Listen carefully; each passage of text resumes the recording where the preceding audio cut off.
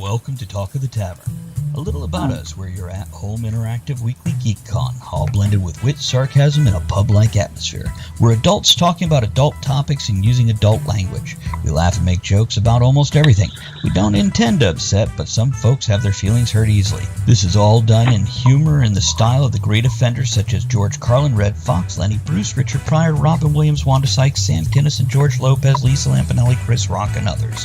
So grab your vice of choice, sit back, relax, and get ready to enjoy yourself in the company of great people, hot toddies, and guests alike, because here we come.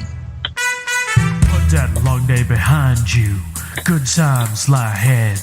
With company worth keeping, that'll bash a smile on your head. Come on in, the door's open. You'll find just the finest folks here. Pull up a chair, grab a drink, and lend our stories your ear. Cause we're the talk of the tavern. Here you're always welcome. The talk of the tavern. Promising beer and bedlam. The talk of the tavern. Music, medicine, then some. The talk of the tavern. The song's over.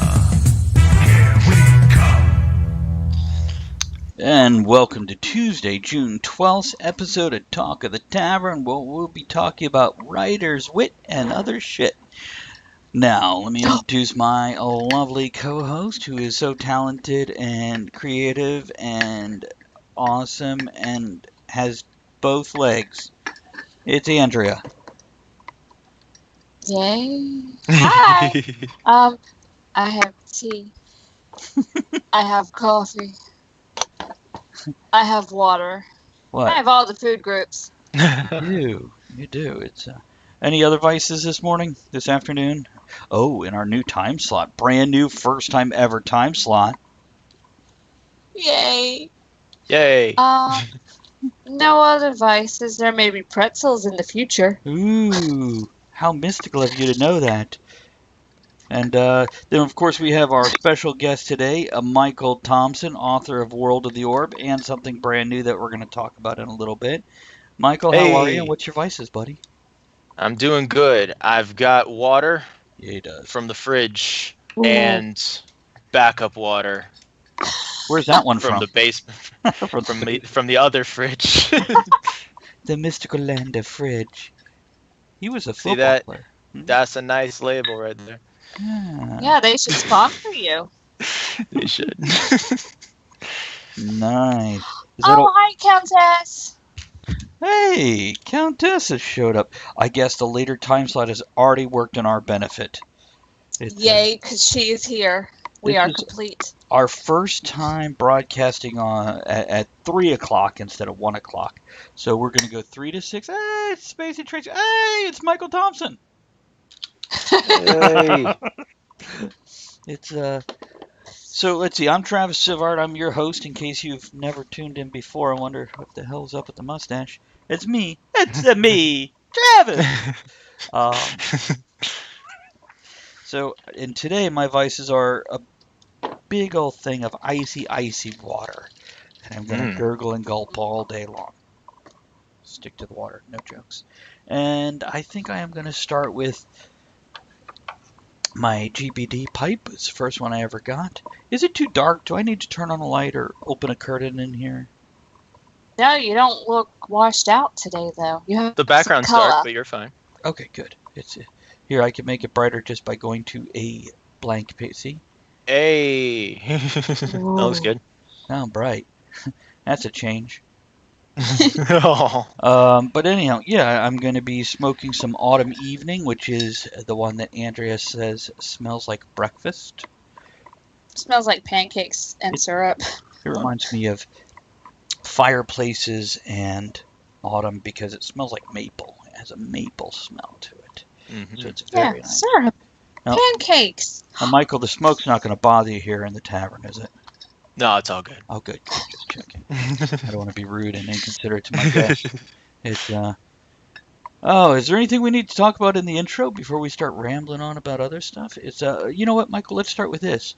In case somebody doesn't know who you are, let them know a little bit about what you write, what you've put out, and what your next project is. All right. My name is Michael Thompson. I am the author of World of the Orb and the Chicken Boy series. Chicken Boy series was the first set of books I ever wrote. They came out when I was starting at the age of 13, and they're superhero comedy, comic booky chapter book series. And World of the Orb was my debut novel. It came out 2 years ago. It's a portal fantasy adventure, and it just recently won a Feather Quill Book Award, which I'm super stoked about. And my latest book just came out. This is Winslow Hoffner's Incredible Encounters, and this is the cover here. This is my folkloric fantasy on the high seas, cryptozoological wonders, epic sea titans, and urban legends that few people have seen. But there's one man who's seen them all, a gallant fisherman named Winslow Hoffner, and he's got a story to tell. You know, if I can interrupt real quick. By the way, Countess says, usually off Tuesdays, working on art, listening for a bit, drinking tea and water, because I overdid my other vices over the weekend. Victoria is also an author, but if anybody else is on that's an author, I met Michael at a con. We had tables across and one over from each other, and if there's one thing this guy's good at, it is an elevator pitch and bringing people to his table, as you just saw with that book right there. I say this not so much to compliment him, though take it as you will there, Michael, more so to go, if you're one of those people that stand quietly at your table, watch and learn. Oh yeah. Thank you, Travis. Yeah, buddy. It's all That's true, what though. drew us in, and that's why you're here today.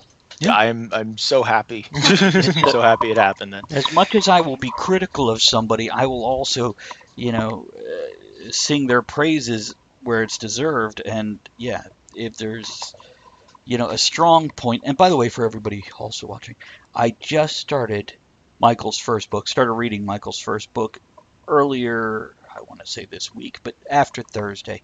Then the weekend hit and I got busy doing other things. So I'm only a couple chapters in and I'm pretty pleased so far. So I will extol... I'm happy you're pleased.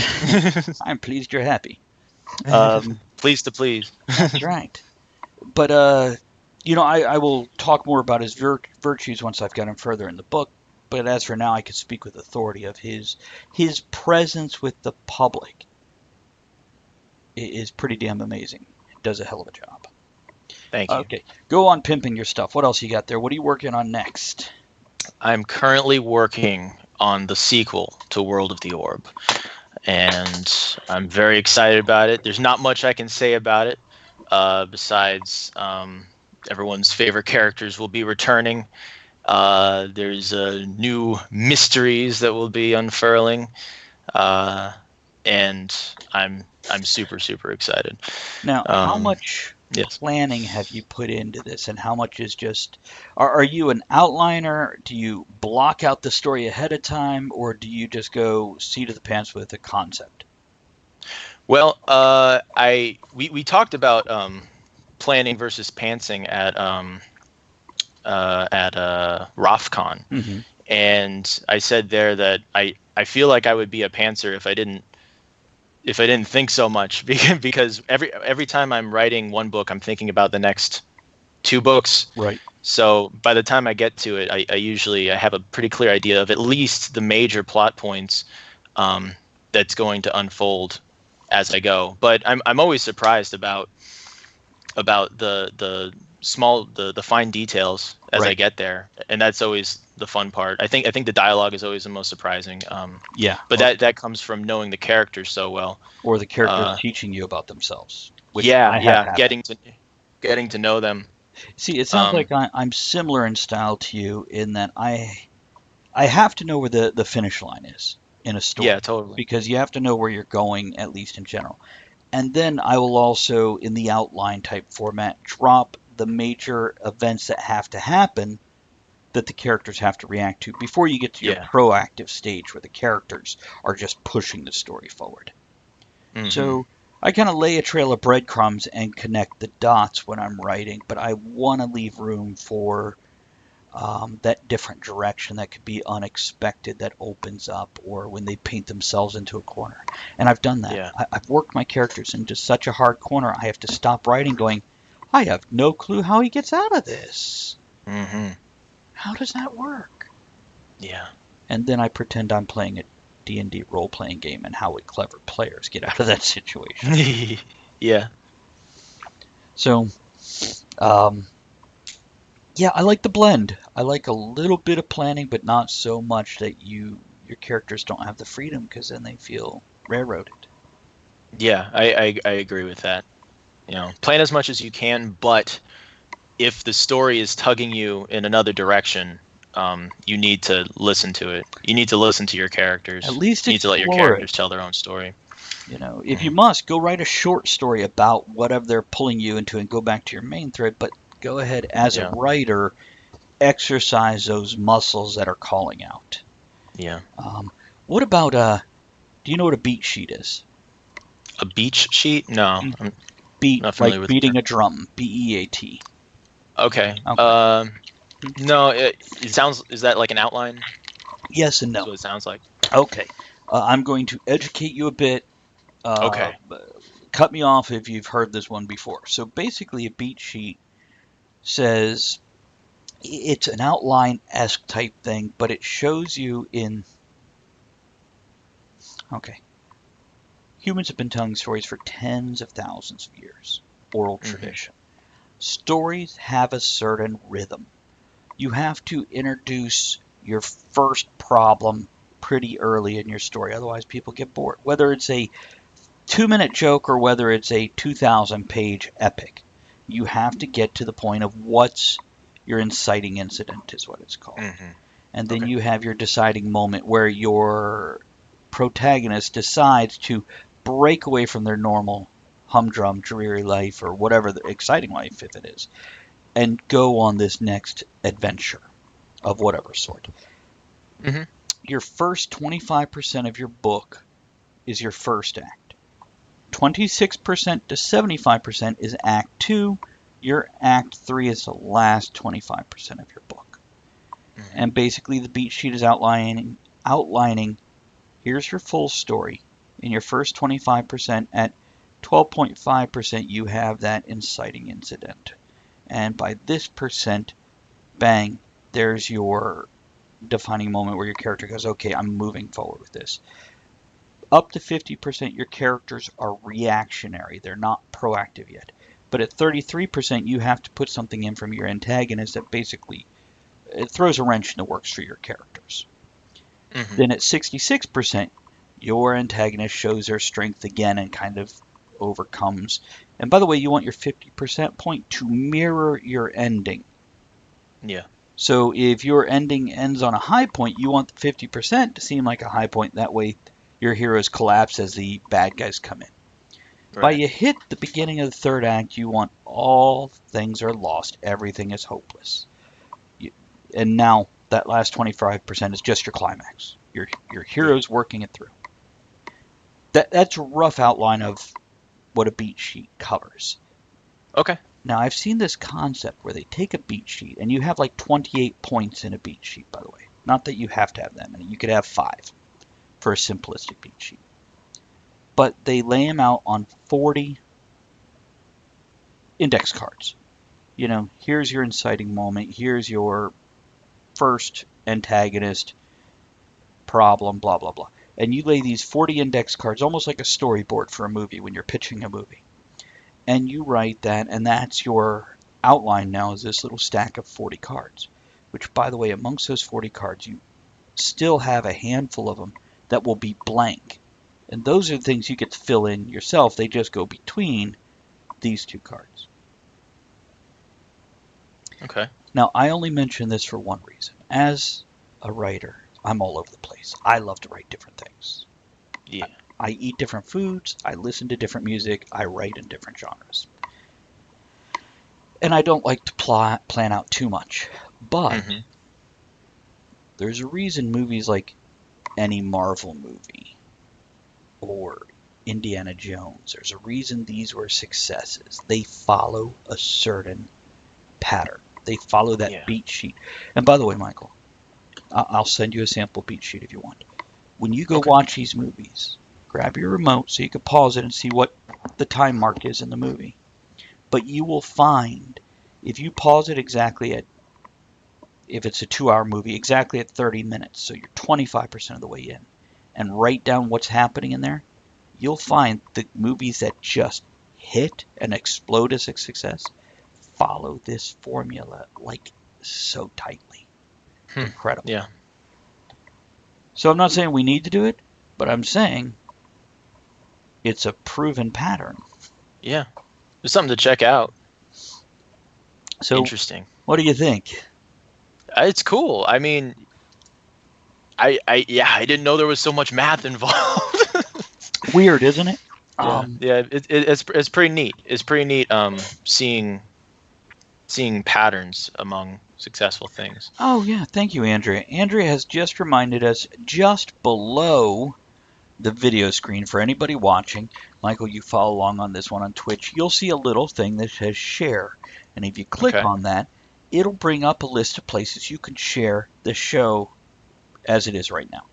So I've got Twitter, Facebook, and VK.com, which I'm going to go ahead and share the show. This way you can share to all your fans and friends that you're streaming live on Talk of the Tavern. Okay. And they can come jump in and join.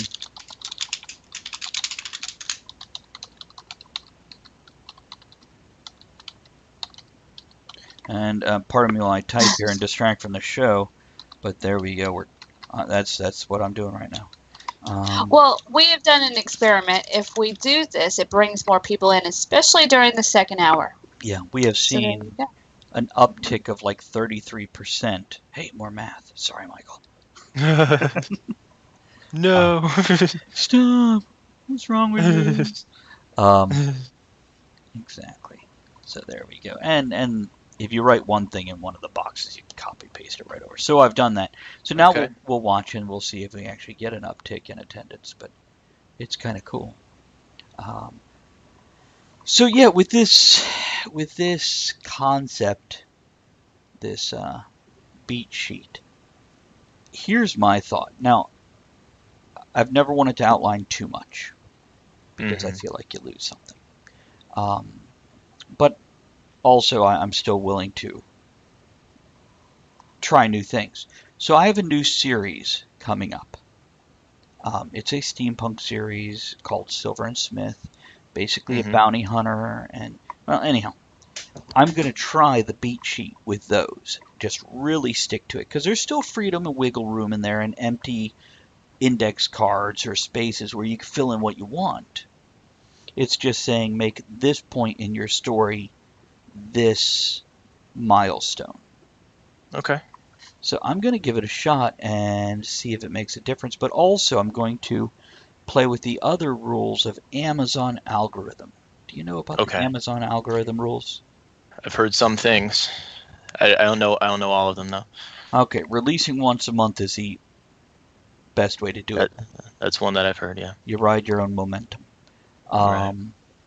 Playing in the genre algorithm. I think I already told you if you're setting up genres for your books and you're publishing paperback and ebook, put different genres on each one. Okay, yeah. So, and I'm not saying go put self-help in your medieval fantasy, but you might be able to have medieval fantasy, epic fantasy, mythology or something like that. If you have a lot of minotaurs type thing, the mermaids in your book, you could pop it under mythology also. Yeah, that makes sense.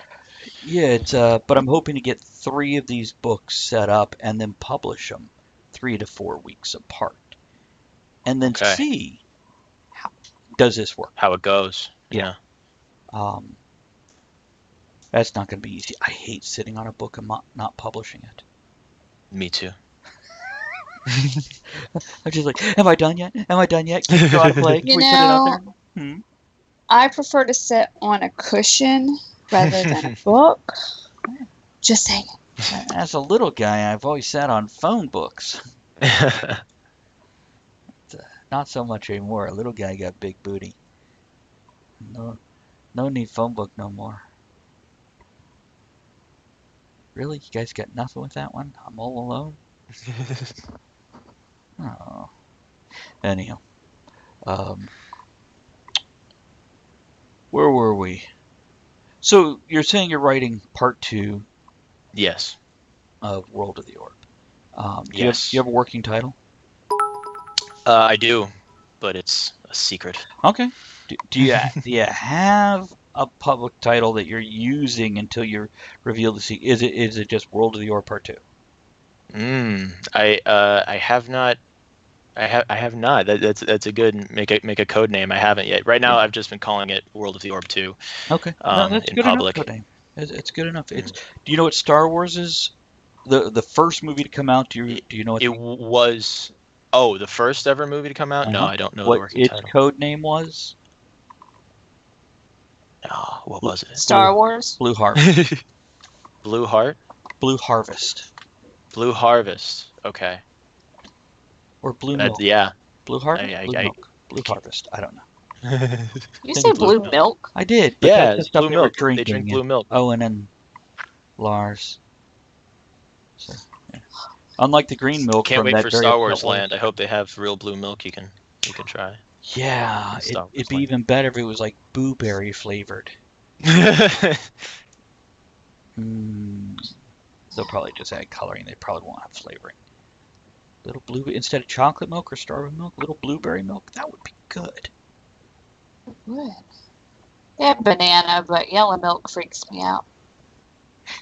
It looks like it's a little off, doesn't it? You know, I feel like we need Yeah. to put blue milk in one of my books now. Like blueberry milk, though. Oh my goodness. Call That's it- what's for dinner. Blilk. If you do a cheer, do exclamation point, cheer, and a number. I did it wrong. No space. Yeah. Put the exclamation in front, then the word There you cheer. Oh, so embarrassing. Dude, There we it's go. not. You'll be alright. Uh-oh. I don't know what you did wrong. Andrew, what did you do wrong? It's broken. No space? Can I just press this? Yes. No, I You- can't press it. You You press can- it. Go ahead, Andrew. You can, wait a minute. Maybe it's not an explanation point. Maybe all right. Do just cheer, and then the number. Okay. Yeah, it's cheer. Hey. There you go. Yay. Michael, let me point this out. How long did we have to explain it before you figured it out? Okay, so it's not just you, man. Not just you. I got it. We go through this a lot. We you do. know. Like It's every time somebody new is like, how do I cheer? We're like, we don't Oh know. God, I don't know. We just do it. Okay, There so you go. going back to World of the Orb, because Yes. I'm starting to. How many projects do you have waiting in the wings to get started right this second? In my mind. Well, in your Countless. mind, little notes on the side. Yeah, innumerable. See, I have 4 that are started and at least past the halfway point of the rough Okay. draft, not of the process.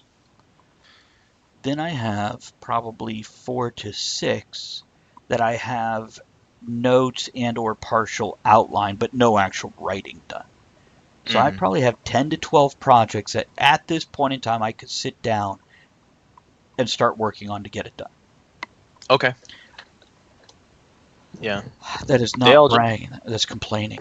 But what were you saying? Yeah. Mine all just kind of float around in my head Do they? and germinate and grow and play like movies in my head constantly until I do it. I don't think I have anything else. I have some stuff that I feel like I could from the past that I feel like I could revamp and touch up and work on. Oh wow, look at that. Yeah. See, now some of these are show notes, some of them are chores around the house, but some of them are book notes. And then when I get a page or two full here, or when I finish one tablet and have to open another, I go open my Word documents and divide the notes up into the appropriate places for the appropriate book. Mm-hmm. So one of those things I have floating around that I'm working on, besides Silver and Smith that I just mentioned, is The Downfall Part 2, Harbinger being Part 1. So, oh man, I just closed my notes for today's show. See that?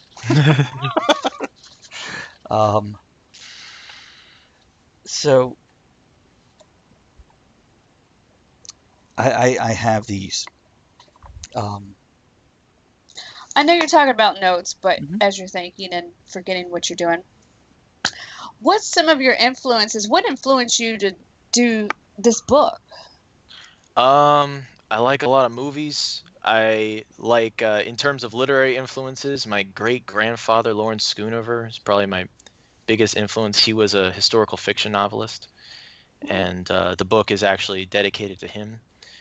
Um, Fun fact: the name of the high school that the kids go to is called Von Schoonhoven High, which was his family name before it was changed on Ellis Island. I also really like Brian Jakes, author of the Red Wall series. I love those books. Is it Jakes or is it Jocks? It's Jakes. Okay, so he's Americanized it. I think that's just how it's pronounced. Oh. It's in the back of every book, in the author section. Is it? He puts pronounced Jakes. Gotcha. And See, so if you were in I don't France, know it if would be Jacques. Yeah, it certainly looks French. Yeah. Okay, go on. Ooh la la. Go on. Yeah. What? Let's see. What else? What was the next part of the question? Well, basically, what's your influence? So, okay, growing up, what kind of things did you read? What's the genre mainly? Let's see. I mean, I watched a lot of movies. I read a lot of fantasy. I read when I was really young. I liked R.L. Stine. I have his autograph. Oh, I love those books. He's great at making you flip the page. And I have notes on that too. yeah, It's I don't know where you end. You're actually looking at the 2 chapters that have ended. You're doing it the right way to make them flip the page. You always end on a climax, not at the end of a scene. You always end in the middle of a scene because it makes him turn the next page. So, okay, go on. Yeah.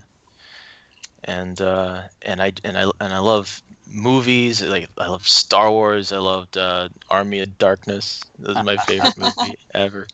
They're very and I similar. think there were a few things in my mind. Army of Darkness was one of the movies that it had this character from our time plunged into medieval times, so maybe that springboarded my imagination a lot, and it was just a fearlessly creative film, and I just loved that they were able to have fun with it.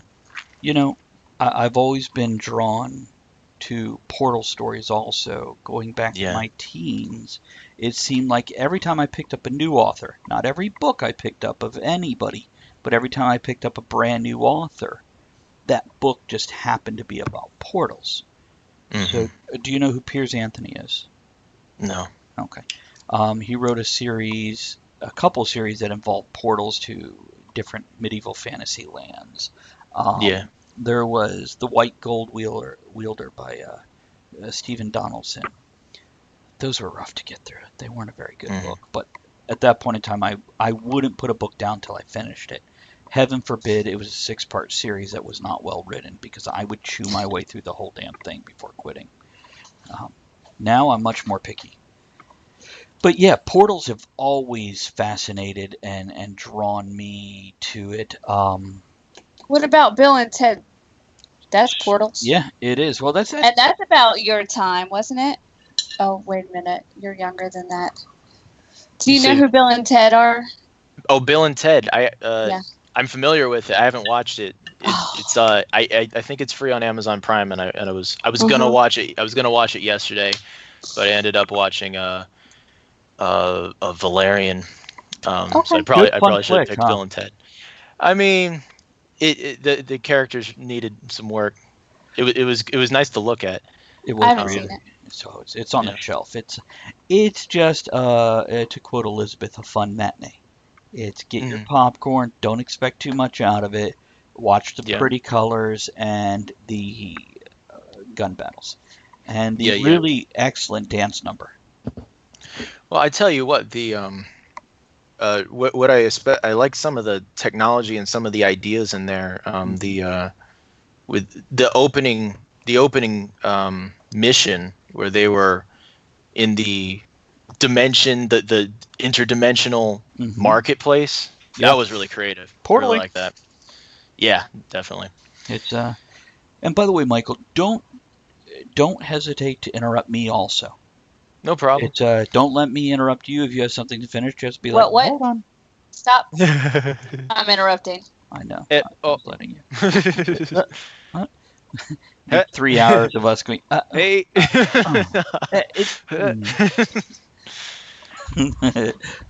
Let's see how long we could do that for. Well, what's some of the stuff that you turn to now? Influences you now. What's some of your favorite authors now?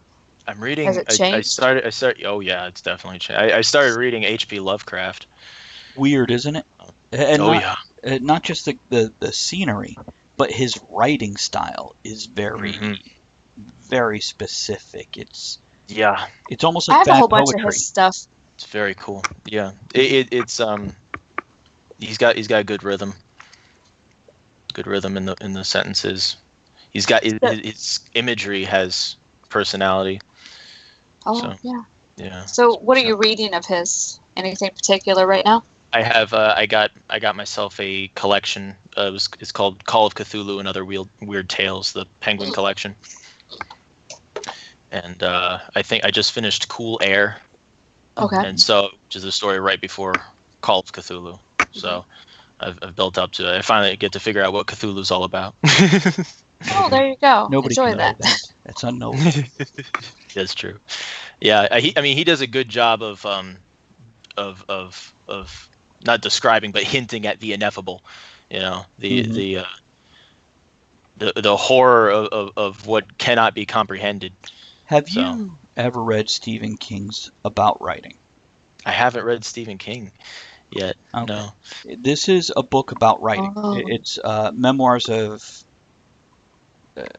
I forget the full title, but anyhow, there's one point in time in there he says it's the whole less is more concept, by the way. Mm. So when you describe something, you can say he had brown hair and a flannel shirt and blue jeans and a wide leather belt and rough calloused hands and a knit cap on his head that matted his hair to his head. Or you can say the lumberjack looking man stepped into the room. Mm-hmm.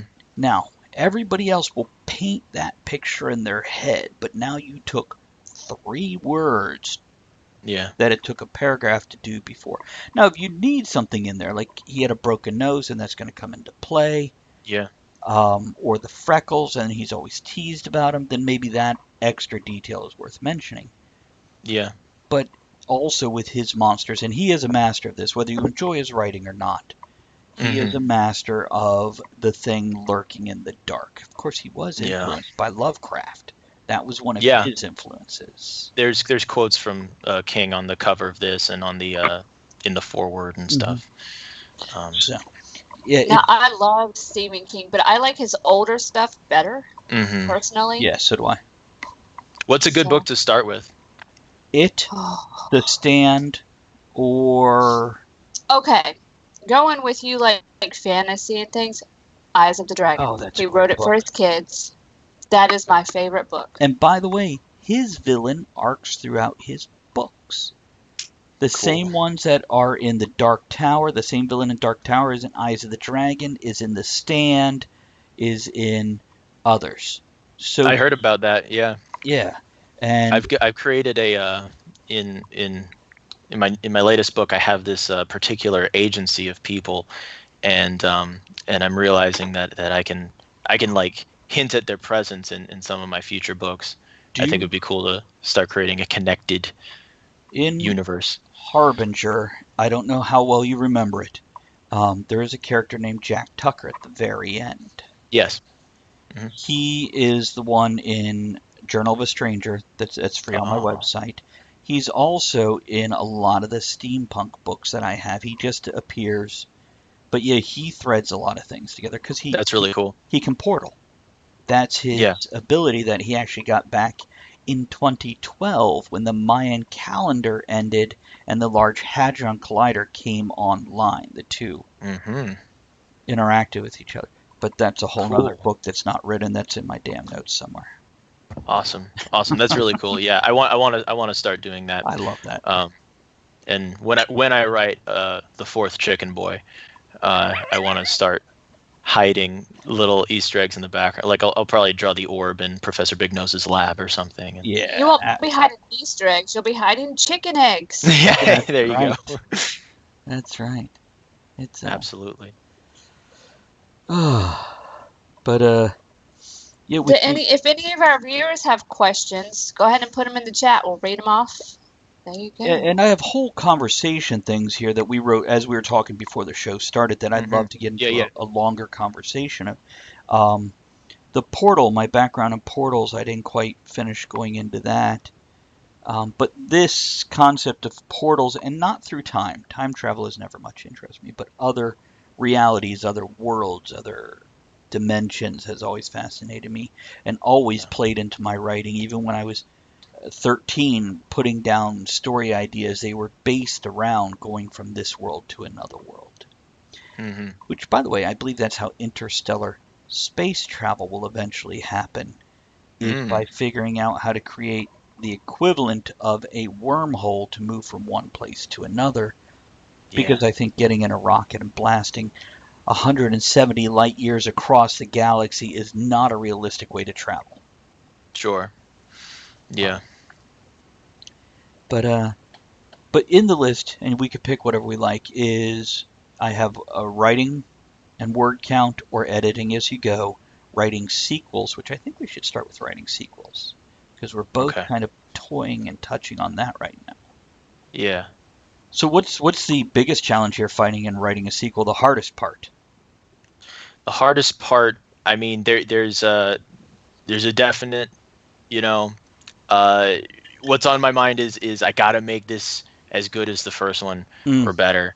So that's sort of a thing on my mind. But it's the same as any case of writer's block. As soon as you start, and even if you're just staring at the screen for a while, when it starts coming, then you realize, okay, I'm safe. When you stop worrying, it works out. You just do it. And by the way, I'll put this in front of you. Don't try to make it better or bigger or badder than your last one. I have found this flaw in so many books and movies. No, yeah, that's fair. I guess that's not quite the right wording, but definitely not bigger. In fact, I think this one might be a tighter story in terms of the scope, because the first book was a treasure hunt, and it's a treasure hunt across this entire realm. And this one is going to be actually have a bit of a mystery slant. I will say that. And by the way, Victoria says, yes, talk sequels. Again, my signal is wonky, but listening. As I said, she's an author, so this is the kind of things that it's kismet that she would log in today. So, okay, so I'm sorry to interrupt. Go ahead, go on. And then I'll throw my 2 cents in on my side of things. Let's see. You were saying mystery slant. Yeah, there's a definite mystery slant. There's some neat. I'm expanding the lore a bit, or at least showing more of what's possible with different types of. Like I introduced magic in the first book, and this one is gonna deal a lot with alchemy, and or their version of it, and then other interesting mystic substances that I can't really get into yet. That's but it's pretty cool. It's pretty cool. Writing that down and the properties that these things have and where they grow and how they can be harvested and processed. Isn't it just fun? Yeah. Making that shit up, but making it make sense. Because you're not like, it's not just willy-nilly like, poof, this is possible. You're like, no, I have to have a logical path. We can skip a step or two because it's fantasy, it's magic. Yeah. But you still want a reasonable, something where people can go, no, that can happen. Yeah, it has to make sense within the rules of the world. Right.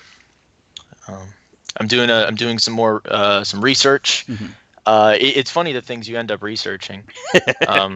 Yeah. With I posted about this yesterday, actually, about Winslow. I was calling Nova Scotian chefs because just for a few details, there was a scene where my chef character was working with fish, and I was like, I have to make sure this is the right fish, and because I wasn't sure what was available at the certain time, and in Nova Scotia, so I ended up calling, and they were really cool. So Uh, wait, you yeah. grabbed the phone and you called a restaurant in Nova Scotia? I just called a Halifax. Is Salties was the first one I called. By the way, man, And I said, that's awesome. That's Thank great. you. I would have never thought to pick up the phone and call them. I was on the phone and I said, hey, I'm an author. I'm an American author. I'm writing a story that takes place in Nova Scotia, and I just have a couple quick questions about what fish are available in certain seasons, and how easy they are to work with. Can I talk to your chef? And they said, sure. And so I ended up talking with let me get his name. Yeah, give him a shout out. Troy. Troy Crawford was one. I think he was. Let me make sure he was Salties. I just posted about this yesterday. That is great. You should name a 1-bit character after him in the book. I should. Just have Troy the chef running around. Yeah, is not loading, but Troy I think was the first person I spoke to, and he was awesome, and he was very nice. And then I talked a bit about the weather too, and making sure that the weather was accurate. And something else I did, which I don't think anyone will ever notice, but it made me so proud. But the last story, or one of the last stories of the book, the big finale of the book, it starts. It's a 2-part story. And by the way, which book? Yeah. Winslow Hoffner's Incredible Encounters. There we go. So nobody thinks we're talking about World of the Orb 2. Yes, switch gears. The story takes place on March 28th in the town of Bayfield, and I released the book. I was able to release the book on March 28th as well. So I thought that was really, really cool multimedia. It's the little things that make us happy. Yeah, it made me really happy. No one's gonna notice it. Maybe they will now, but well, they will. Some point in time, yes. Michael. Whether you're Troy Crawford. Mm-hmm. Sorry to cut you off. Troy Crawford and Chris Kipernew. Those are Troy great Crawford names. from Salties and Chris from The 5 Fishermen. There you go. 5 Fishermen. If I. And Victoria says, I love having science fiction / fantasy to work with in reference to us making a logical progression from real to magic as opposed to just going, poof, there it is. Yeah. Yeah, definitely. So you were saying, I'm sorry. No, that's it. I was able to release the book on the day of on the day that the story was literally taking place in the story. I got it released. For me, That's with awesome. The Downfall Part 2. Mm-hmm. I'm now mine has 5 primary characters and then at least 3 to 5 secondary characters that I still want to show story growth, because I don't believe in just having everybody has their story. And if I took this book and shifted the point of view to a secondary character, they should be just as full and rich as any of the primary characters.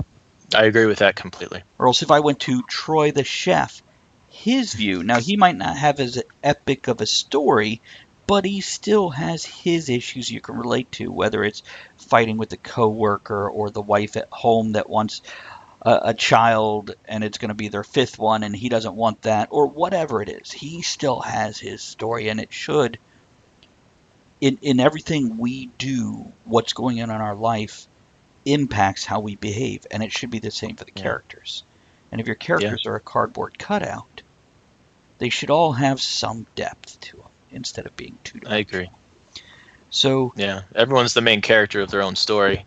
They should. Everyone's a secondary character in someone else's story. Right, and everybody is either the hero or the victim in their story, and choose wisely which one you are in yours. Yeah. So, but with Downfall Part 2, I'm looking at it and I have these characters that went through their initial story arc. Now I have the overarching storyline that will go across multiple books, but in book 2 they each need an individual story arc. And like you, I've grown also since I did the first book. So I'm looking at, by the way, I have learned this and it didn't make sense to me when I started writing. I hated the concept. Conflict amongst peers. So if you have two characters, they need to have conflict. They can't just get along all the time. You ever watch Supernatural? I've seen a couple episodes. The two brothers always bickering. Here's something better. You ever seen Guardians of the Galaxy? Yes, I got Which poster right there. Which two characters got along the whole movie and never fought? Oh, which ones got along the whole movie? I don't think any of them got along the whole movie. That's Exactly. correct. In Avengers, that we all love so much, which two characters got along the whole movie and never fought? None of the leads. Conflict. None of the leads. And that's what I'm saying is, to me, when I started writing, I hated the concept of my main characters bickering. They should get along. But people... It doesn't make for good story. They need to have conflict amongst each other, but still be able to work together. Sure. Right, they overcome that conflict, whether they set it down for the moment or whether they tie up those loose ends so they don't have that conflict anymore. And people like that. As a reader, it's good because it's relatable. Yes, and the best arguments are the ones where each person is right in their own way, or both think strongly that they're right. Absolutely. I love writing arguments like that. It's just like your villains. You want your villains. If you flip that story, that villain should be able to be a bad or a good guy. Because what he's doing, or she's doing, or they doing, makes sense to them. They have what are valid reasons in their head for their actions. Now you have the occasional madman who just wants chaos. But that makes sense to them to break away from the tight-knit rules of society. Sure, yeah. But yeah, that's what I love writing villains. Yeah, I do too. Do you have a favorite villain? In his books or in general? Or just in general? I mean, I love Shamal in World of the Orb. He's so scary. And I really liked, in Winslow Hoffner's Incredible Encounters, I wrote this character named Giuseppe Scialpi. And I like your name. And he is, thank you. And he is definitely, he definitely thinks he's right. And he and Winslow fight all the time. And they were really good friends at one point. And it's interesting because he represents like following the rules and following the rules to a T and doing everything right. And it doesn't always work out for him. And then we have Winslow who breaks all the rules, is real loose and goes purely on intuition, and somehow he's always right. And it's infuriating to the villain. And so that was a really interesting one to write. See, if you look at some of the villains, and people are like, well, villains just have to be all about tearing down. No. Let's go back to Avengers. Their second villain in Avengers 2, Ultron, he was all about following rules and structure and whatnot. And now in the first one, who the hell was their villain in the first one? Loki. No, he was chaotic. Loki. He just wanted to break the system. But he wanted to rule, but he was just lazy and slovenly. And of course, this also tied all into Thanos here. That I haven't seen the new one, so no spoilers, please. I won't spoil it. We already know everything that happened. Everybody else is spoiled. They did a good job. We know with what Thanos. happens. They did a really good job with Thanos. If you look at and I'll just as a story, if you look at it's really his movie.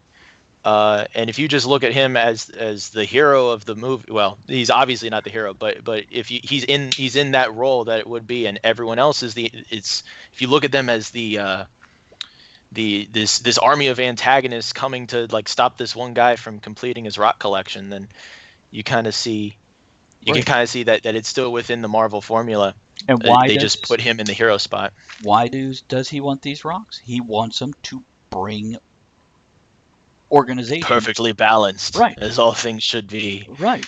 Oh boy, And we've been quoting. We have my friends and I have a group chat that we just send Avengers memes in, so we don't spoil it for anyone else.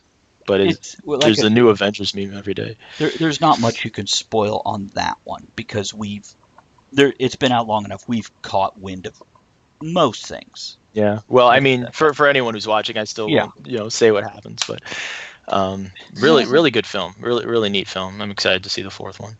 So looking back to the downfall again, Mhm. I'm looking Yeah. at each individual because the characters are going to break up and go in different directions. Some will stick together, some won't.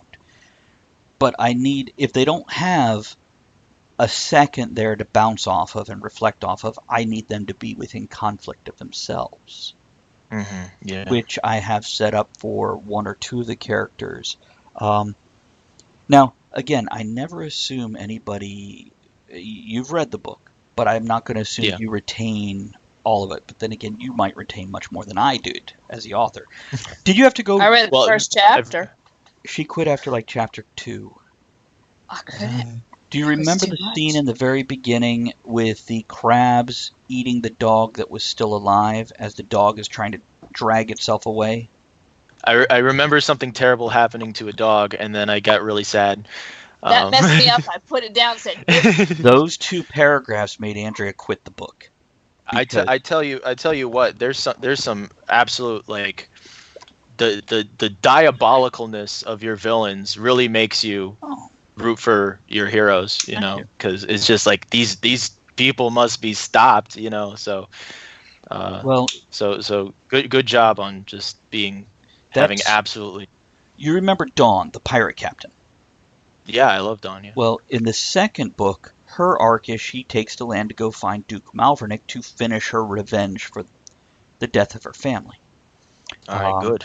So, but in that, because of her power and her drive, people are going to be drawn to her.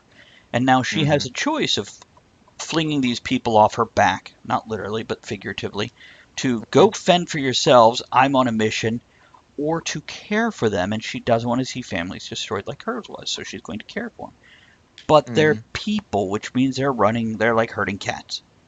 Yeah. So she's going to have to become a bit of what she hates, a bit of a tyrant, just to make sure they survive in this horrible world that's breaking apart. Yeah. So that's her conflict where, do I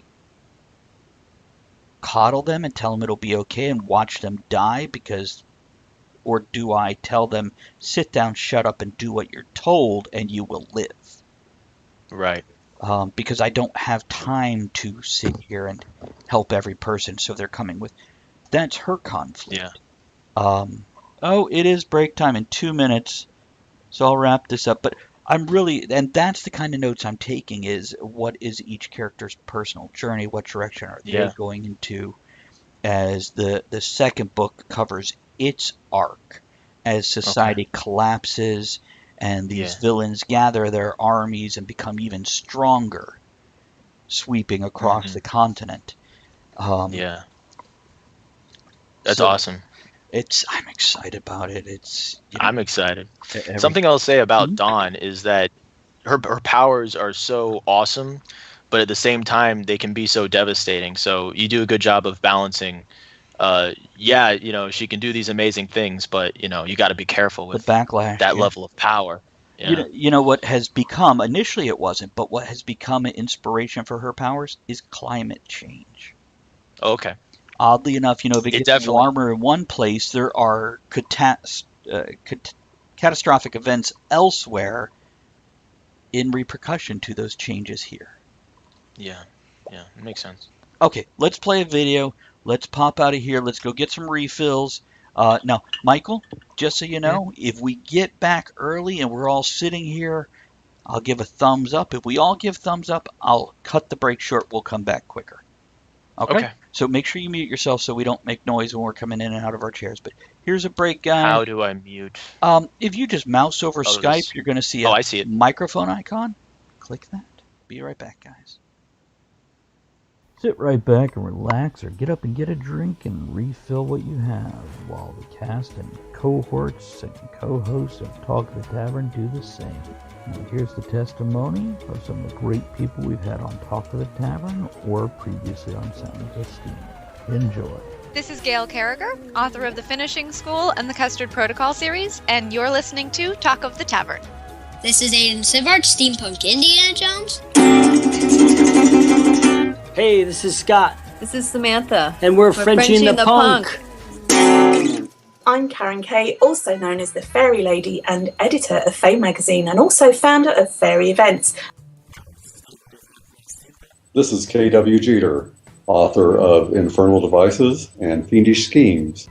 Kircher here. I play Bifur in the Hobbit trilogy, and you are listening to Talk of the Tavern. This is Trevor Crafts, executive producer and creator of Lantern City. This is Lord Bobbins of TeslaCon. Huzzah!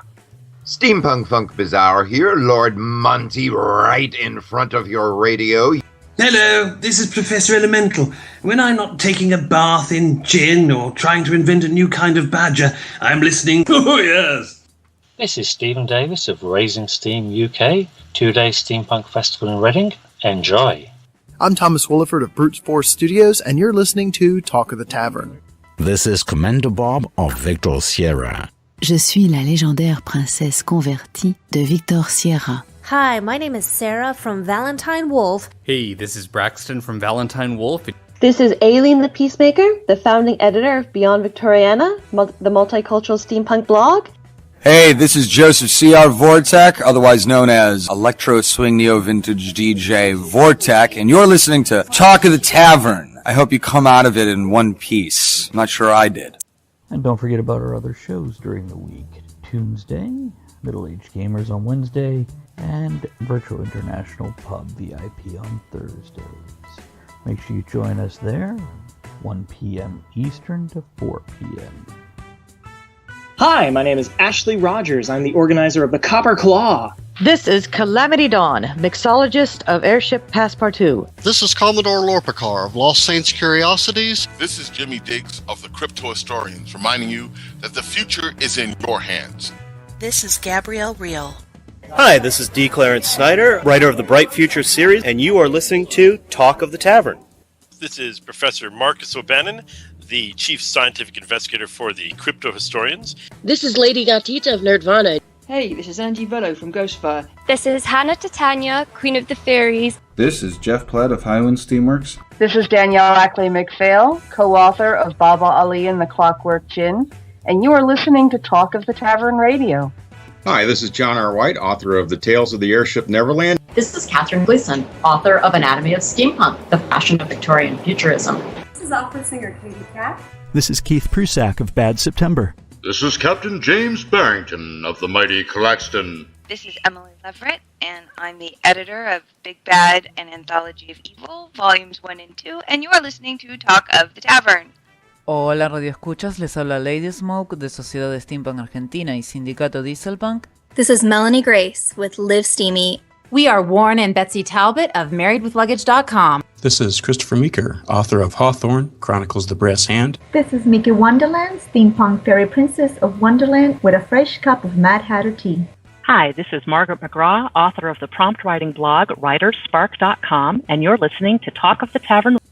Hello, this is Mishkin from Bird Eats Baby. This is Nim Derringer of Airship Hypatia. This is Painless Parker. This is Persephone Burroughs Dimebagger, co-captain of the Airship Hypatia. This is Psyche of Psyche Corporation. Ahoy, me darlings.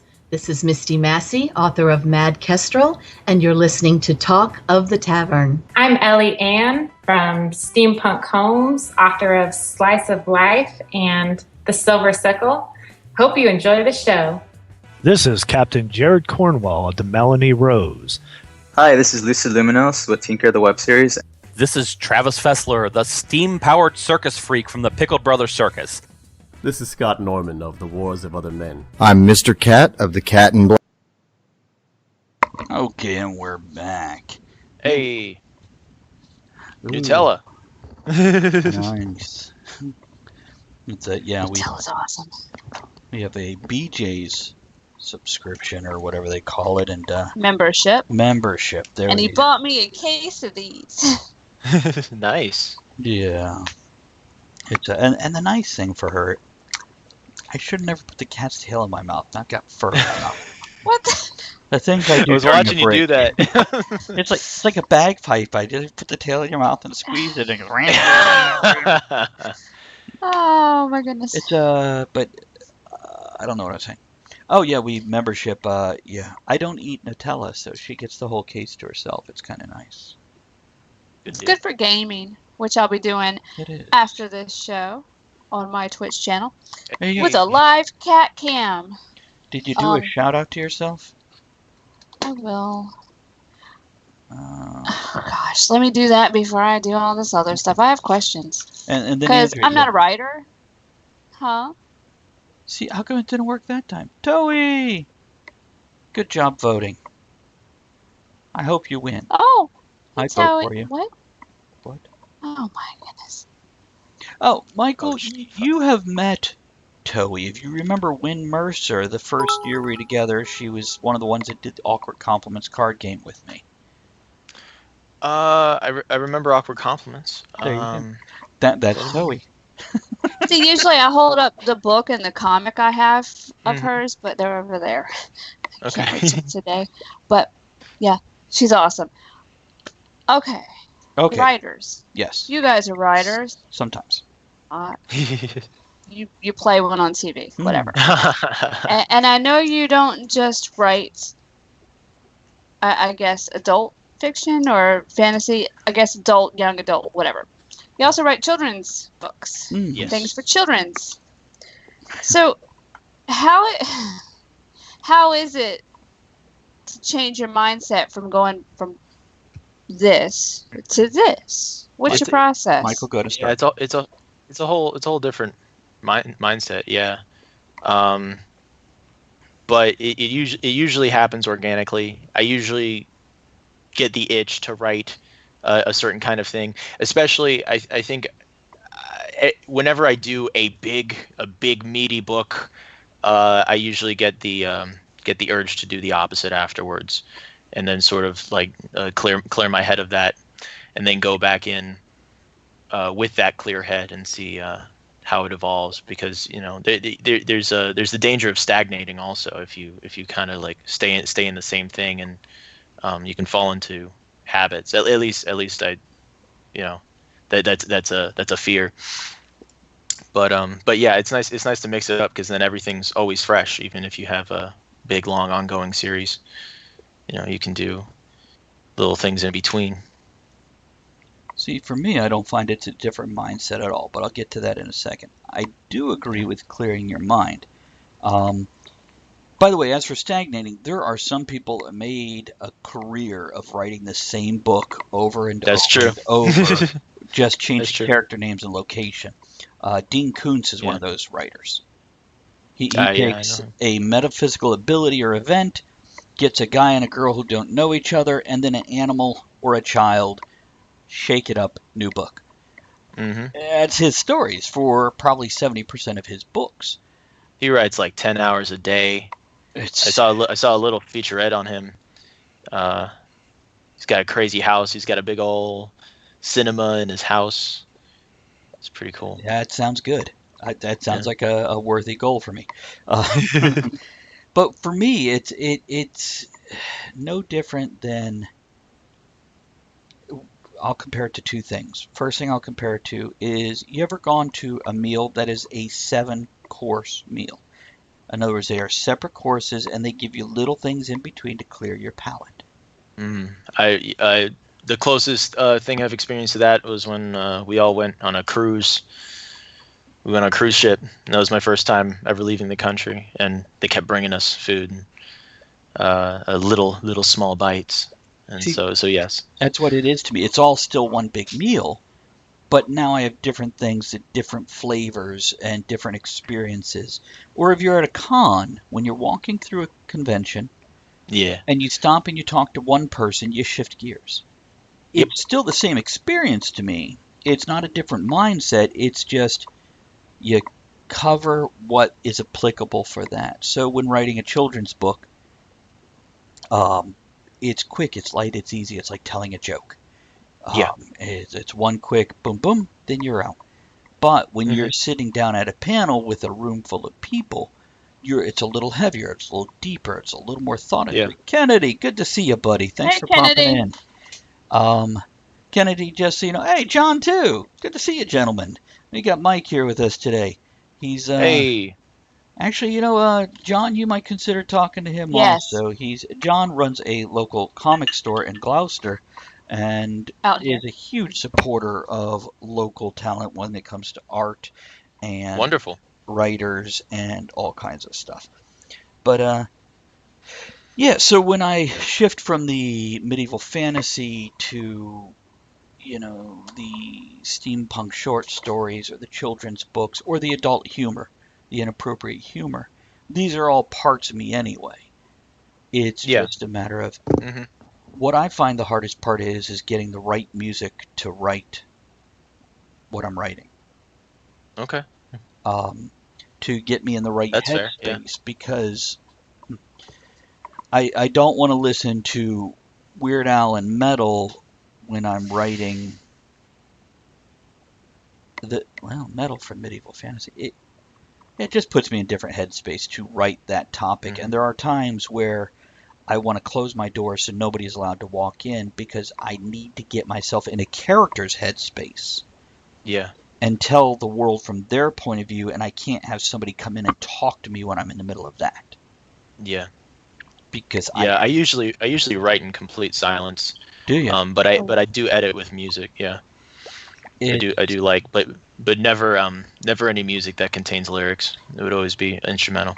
That's where I was going to go. When I write to music, I pull out a lot of Mozart or techno or something with a foreign language that it's not words to me because I don't understand them. It is just another form of music playing. He has a lot of my belly dance music, which either has no words or foreign words. They're really good for a fast-paced scene, whether it's a fight scene, a chase scene, or anything like that, because they tend to be a good beat to them. Kennedy says, "Listen to the Game of Thrones theme." Yeah, that's too slow for me. It's not very exciting. That's good for a murder mystery or a mystery of some sort, but it's a bit slow-moving, so it's not fast-paced enough for certain things. So, writing in complete silence, do you have trouble with your mind wandering? No. I have trouble staying in front of the computer. Like if I'm doing a high energy scene, then I'll be like, oh, here we go, and then I'll start pacing and doing laps because I'm so energized. But I'm usually into it, as long as I don't get distracted by like YouTube or social media. So I've started designating certain days to be the marketing days and other days to be writing days.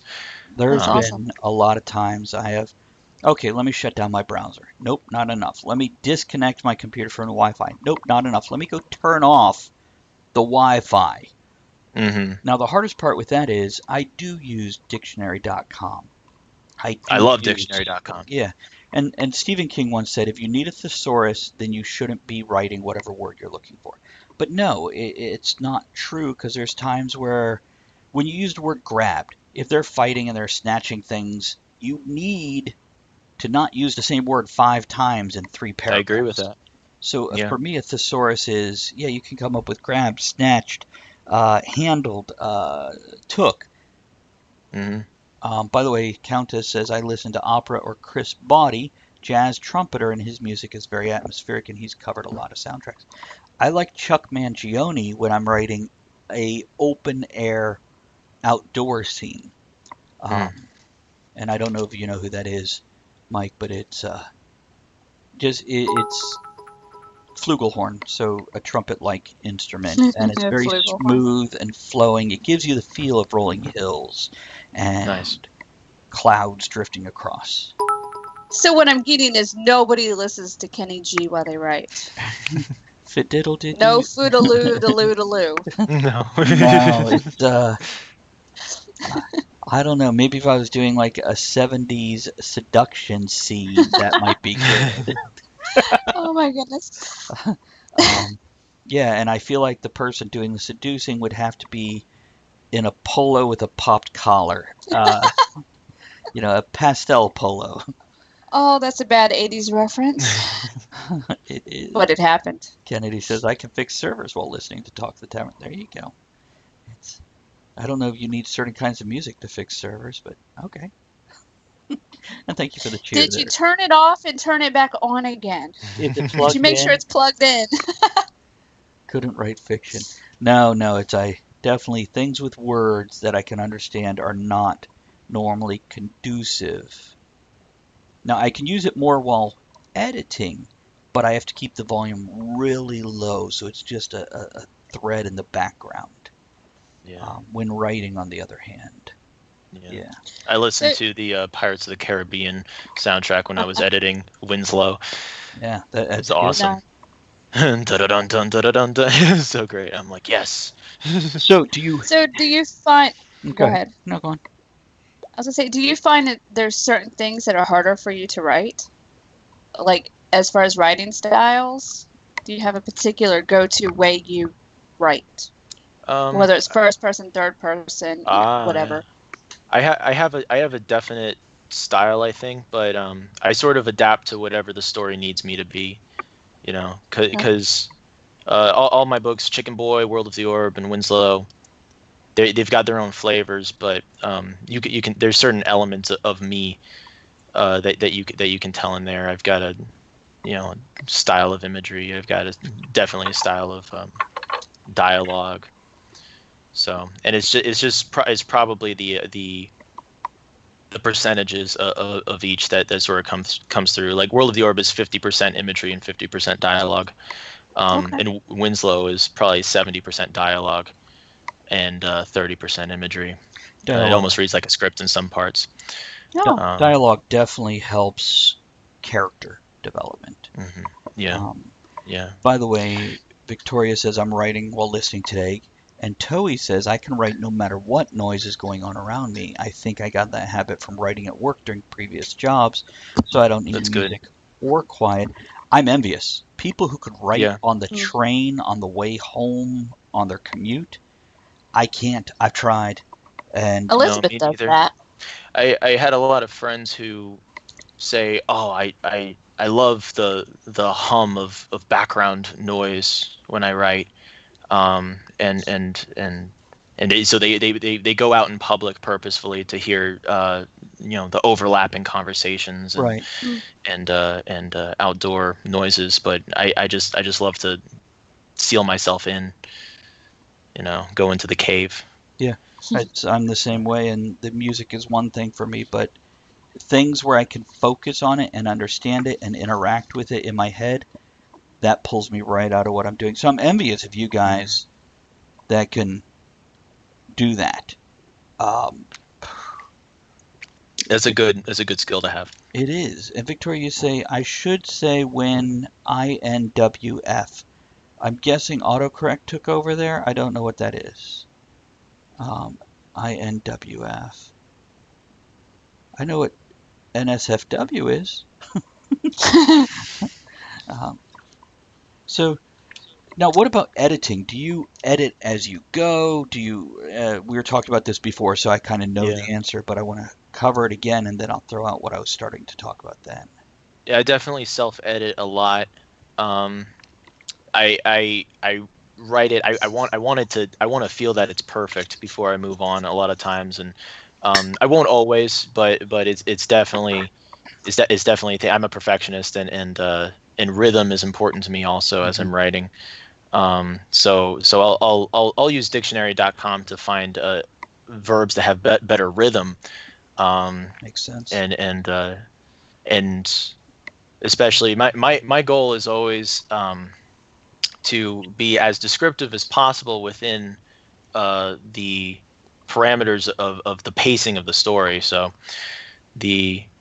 I won't, because to me when I'm reading, if something is described in so much detail, like the image has either like gone into slow motion or completely paused, So that's sort of a thing that it have developed as I've gone, and that and we were talking about blending description into action as well. Yes, that's something that lends itself really nicely to pacing. So you get to see someone do an action, and in that action you'll hide the look of like the jacket they're wearing or something, and so I do like to be very, very, very vivid with the imagery, but it has to be fit into the pacing. And for Winslow, it's a really snappy book. It goes really fast. So some of the imagery, and I learned this reading Brian Jakes, some of the imagery you can have within the dialogue itself. I have a character named Millie Matterhorn who was speaking to John, I think, in the third story, and I think the line is, hang on, I can find it exactly. Go ahead and go ahead and talk about something else. Okay, yeah, Andrea, we'll talk about that in a minute. I edit as I go. My rough draft is as good as most other people's second draft. So there's been points in time where I have reluctantly but sent my rough draft where I haven't even gone through it a second time to the editor, and they're like, no, this is good enough. I can work with this. Now, Gail Carriger, and this is what we were talking about earlier, she will mark where she starts writing, and she will write without editing at all, just write, let it flow. The next day, she goes back and edits what she wrote the previous day. This gets her reconnected to the story, where she was, and gets her back into the flow and the mood, but also lets her clean up her writing as she goes. And I'm like, that's a good idea. Yeah, I found myself doing that with Orb. Here's the lines. So John is in this little shack, this little roadside attraction. It's called Millie Matterhorn's Museum of Maritime Marvels, and the walls and tables are stacked with all of these taxidermies, these really poorly done taxidermies of these fake, like Fiji mermaid type things. And so he's about to read your book from just this bit you're giving us. It's very enticing. Thank you. And so he's about to sort of give up. He's a journalist. He's about to sort of give up on this story, and he says, "Please don't take this the wrong way, Miss Matterhorn, but I'm looking for something a little less hot glued." And Millie lowered the trophy fish and raised her brow. "Are you calling me a fraud?" "What? No, ma'am. I'm just in search of some real evidence. My editor wants me to break an old lady's heart, apparently, just because you ain't got the capacity to open those pretty blue eyes of yours and believe for a change." And so on and so forth. So it reveals the color of his eyes and the hot glued nature of the look of great way to do it, because within dialogue you have now given description without bogging them down and pulling them out of the story to go, this is what you're seeing. Take a look. Yeah. And I think Brian Jakes is a master of this. He does it all the time. Love it when you write a line and you're like, oh my God, I just love that line I wrote. And you're like, that's a genius. That's great writing right there. Oh yes, I there's that reminds me of one particular line I loved, and it was and I've noticed I really love like really, really good similes and metaphors. Is a great way to get so specific in a few words. And I think you mentioned, I don't remember if this was at the top of the show or in the sound check, were you talking about someone a lumberjack looking guy as opposed to like breaking down the flannel and the knit cap and stuff. I want to find that line real quick. Well, while you're doing that, I will say it's even better when, whether it's a beta reader or whatever, comes to you and goes, I love this one line. And you don't even remember the line until they say it, and you're like, really? That's awesome. Thank you. Yeah, it's great to hear what people connect to. Audio drama, got it. Well, while he's doing that, I will let everybody know, especially we got a couple of writers amongst us. Don't forget, you could send us a short script style Word doc in a pub-like or bar-like atmosphere. One scene, up to 4 characters plus a narrator if you want. And we're going to perform it on a show sometime in the next month or 3. perform it live. We on will air on choose Monday night. 3 of them. Is it 3? Okay. It's we have one, and a few other people have told me they have theirs in the works. So, and if we get enough good stuff, what we'll do is just do multiple shows where we do this. All right, I found the line. Go ahead. This is I love this line. So this is one of the big finale that we're building up to. One of the final stories that our 2 main characters are pursuing, and they're walking down this long dock, this marina called Hoovelman's Landing, and it's during blizzardy conditions, and we see Winslow's boat, and it's described as this: an impressive, antiquated fishing boat rocked on the far end of the dock, its shadow emerging from the whiteness like ink on fresh paper. I love that line because it's symbolic as well of the story they're about to write.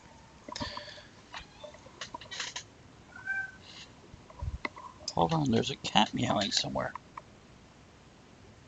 I'm trying to decide if my cat is meowing in her sleep. Where are you, kitty? I don't know where they are. Maybe she was just talking in her sleep. Okay. Kennedy, especially when the dialogue matches what could be. I think he meant said. I think it auto-corrected. Mm-hmm. But yeah, what could be said? Yeah, absolutely. It's a great way to get a thought out there without making it feel choppy and clipped and blocked out. You want it to flow smoothly. Maintain the pace. Precisely. Yeah. This is why if you're doing a description to say he tugged his leather jacket back into place, running his hand over the worn spots, is much better than going he wore an old leather jacket that had or scratched at the ketchup stain on his shirt. Lets you know a little bit about his personality. Plus 3 hours. What about 3 hours there at Victoria?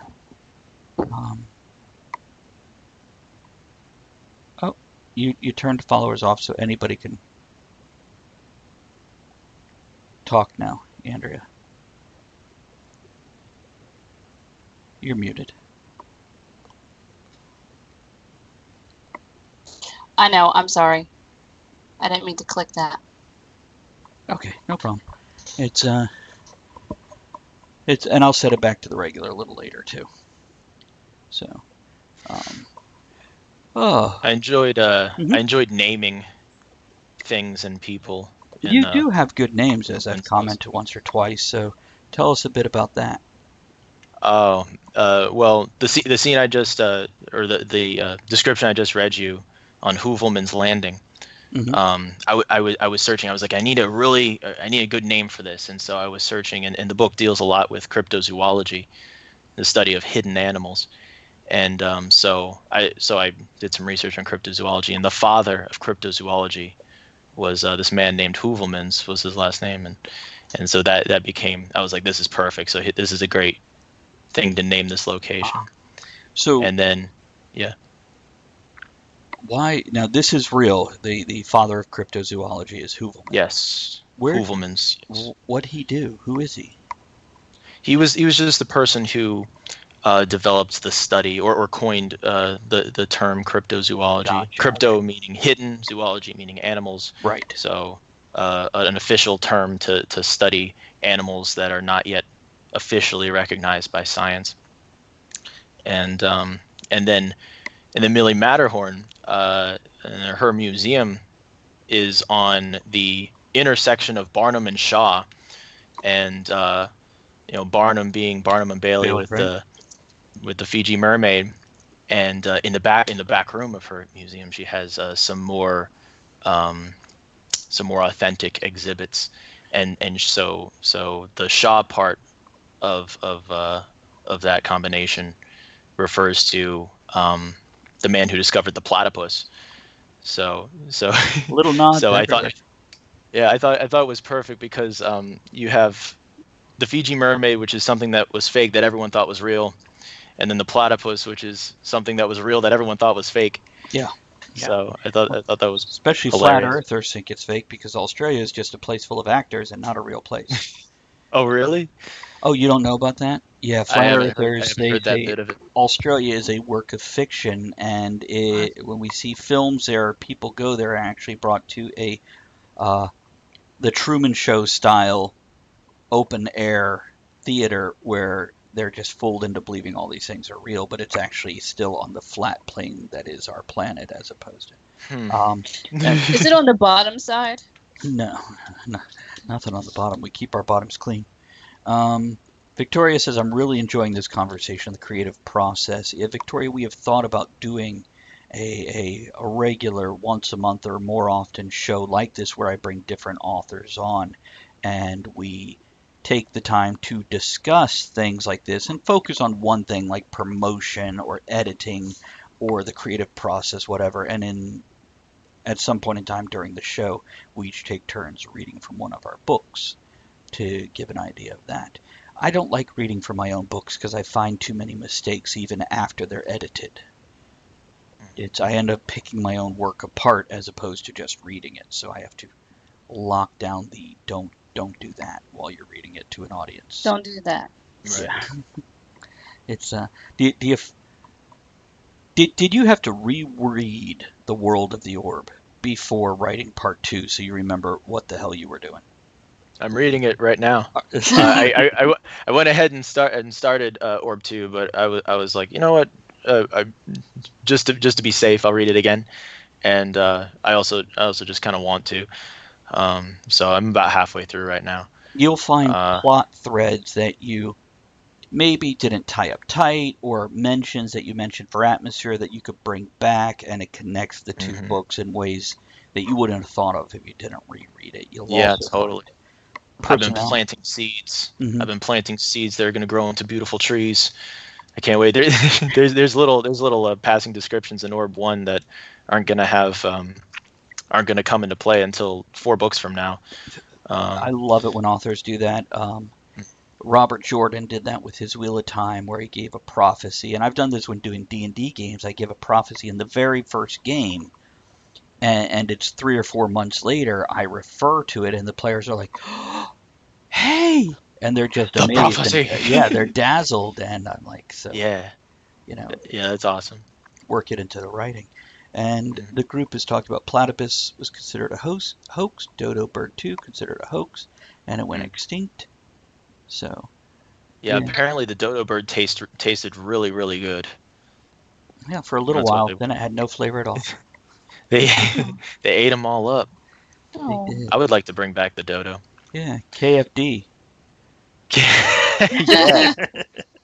It's you know what, I think if we were going to experiment with extinct animals and DNA and bringing something back, I think the dodo would be much giant dinosaurs with sharp teeth, not that. Yeah.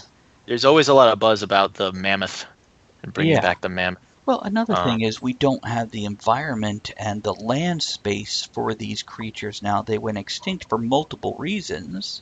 And perhaps it was a teacup version. Yeah. A little teeny woolly mammoth. Just watching a fascinating video about these dormant genes, and there was this. They were talking about you can effectively turn a chicken into a kind of a dinosaur if you activate the dormant genes that tell it to grow a tail and grow teeth. Correct. So you could have a dino chicken if you wanted to, but no one approved the experiment. Well, chickens are little bastards anyway. They get mean. I don't want to give them teeth and. No. And I watched a recent video which was talking about chickens, and they use their eyes separately. One is like on a lookout for predators, things that might hunt it, and the other one is on the ground at the same time picking out prey. Well, that's fascinating. So, yeah, I'm like, wow, I didn't, and they're like kind of like Becky in Finding Dory. Exactly. That crazy bird. Oh yeah. Yeah. Well, that was a good film. The assistant didn't sing, but her other eyes wouldn't. But she's not a bird. No, but she's I guess chameleons are they amphibians? Chameleons. They're reptiles. They're reptiles, right? Apparently, this one's a secretary. I don't know. Right. Career change. Yeah, Victoria. Yeah, they want us to bring things back that could totally kill us. Yeah, let's not I've seen Jurassic Park. No. See, then again, I'm one of those horrible people that they're like, oh, let's save the panda. Okay, people, the panda has reached an evolutionary point where it's too lazy to have sex to reproduce. Maybe, even if you're religious, maybe this is God's way of going... Is that true or is it a myth? No, that's true. They will roll over on their own babies and crush them to get the food. Oh, no. Right? Bad parenting. Toey says the chicken and raw. That's horrible. Thing going on. And apparently, pandas are one of the number one causes of zoo injuries because people think they're so cuddly and they just want to jump in and hug them, and they forget that it's a bear. Yes. You know, the funny thing is gorillas are generally really gentle also, but we're terrified of them and we'll shoot them if a kid falls in there and the gorilla Rest in rescues peace, them. Harambe. That's right. Too soon? But yeah, it's a real world, people. We're not in a plastic wrapped TV show where everything is just a prop. Wait, commercial break. No. See, we're not. It's well, yes, Andrew? I was going to say, okay, we've gone through a little bit of the writing process. Mm-hmm. Now you need a cover to go along with this story. Do you normally design something, have a concept, have an artist? How do you do that? Yeah, I do it all myself. And I always, especially in books that involve illustrations, well, every book, I do the cover last because every single one of my books have involved at least some type of illustrations. So I want to be at the top of my game by the time I do the cover. It is the most important one, and I'm really proud of this cover. This is all digitally really painted. And you drew that and everything? Yeah, this is 100% hand drawn on the computer, except for the portrait of Winslow was sort of a collage of CC0 images that I'd hit with a few filters. I really like that one. But yeah, I did that. I even painted this bit with the newspaper clipping. And I really like how the water looks on this. Lots of layers. There's about 500 layers in this image. Rough it when took you about go 80 back to layer 32 and fix something. Yeah, definitely. 80 hours of work on this guy. And the influence was I wanted it to look like an homage to the Jaws poster. I see that. So we got the first creature, the creature of the first story, Gambo, coming up in a very Jaws fashion. Yeah, I remember looking at that in person and appreciating all of it. I don't know if I appreciate it enough to cover all 80 hours worth of work in it. Because, see, with me, with my cover, I have a few rules. First of all, I never want the climax of the book to be on the cover. I hate that. I want something in the first 20% of the book, or if not that, then just a generalized cover that shows you this and that. Now, I've learned other things. With Amazon, we now sell books with a picture the size of a postage stamp on somebody's phone, which means if you can't see what the cover is when it's this big, you're less likely to sell your book. So what I want on a cover usually is very detailed and expressive and layers of meaning, and that doesn't work at all. So I've had to adjust. I remember when in the first RavenCon that I went to, you were talking to me about that, the importance of the thumbnail. Yeah, which I hate that it's important, but it is. So I have to adjust accordingly. And usually I approach an artist with a base concept of what I want. But once I find an artist that A, I can afford, and B, that I can work with, I will work with that same artist again and again, and I give a fair amount of freedom anyway. And if I can get somebody I can work with extended, then I will give more and more freedom because they will already know what I'm looking for and what I want. But if they're like, dude, I'm the artist, tell me what you want, and I'll make it happen, then I'm going to do that. But I do sketch it out and give an artist a rough draft of what I want, and my art is not good enough to put on a cover, except for Drowning Kittens for Fun and Profit. Except for the one book, yes, done in Sharpie. But it's good enough that an artist looks at it and goes, no, I see exactly what you're going for here. I can make this look good. And yeah. So I've been on the artist side of that with I've done the covers for a few other authors' books, especially Joseph Leo Hickey's poetry books. Mm-hmm. His most recent one is called Love Poems at the End of Our Lives. Nice. And I've been diving into the world of Creative Commons images recently and collaging them and painting them together into new things, and the cover for that one turned out really cool. You have a copy? It looks like a poster. I don't have the book yet. Okay. But I think it's on Amazon if you pull it up, or maybe I can get it up on the phone. What's the name of it again? Love Poems at the End of Our Lives. Andrea will look for it real quick. And by the way, Andrea just put a link up into the chat there. That's my Kickstarter, which I don't normally talk about on the show, but since we're book related, I'll talk about it. I hate asking people for money, so I try to pay for it all myself instead of kickstarting, fundraising, etc. But with the past year, there's been so many little things that's taken away from my budget that I didn't have the money to do everything I need to do. So with this Kickstarter, I'm actually trying to raise $1,000, and that will help me complete the publishing process of 4 books. Now, I see a lot of authors that go out there, they do a Kickstarter, and they want $8,000 to $12,000 for one book. I'm not looking for that. I just... Thank you, Kennedy. Kennedy says we hope he can get it up. I do too. So yeah, this will put out 2 new children's books, and then a steampunk short story cycle and a dystopian superhero short story cycle, where it's all near future, cyberpunk, street level, nitty gritty, dark superheroes. I'm excited for that. I want to get a copy of that. I had fun with that, and I have the cover out because that's one of those things where I went into stock images, pulled a stock image, and had somebody who's better at Photoshop than I am put the title and everything onto it, and that worked out well in that case because it's an image you can see in a thumbnail.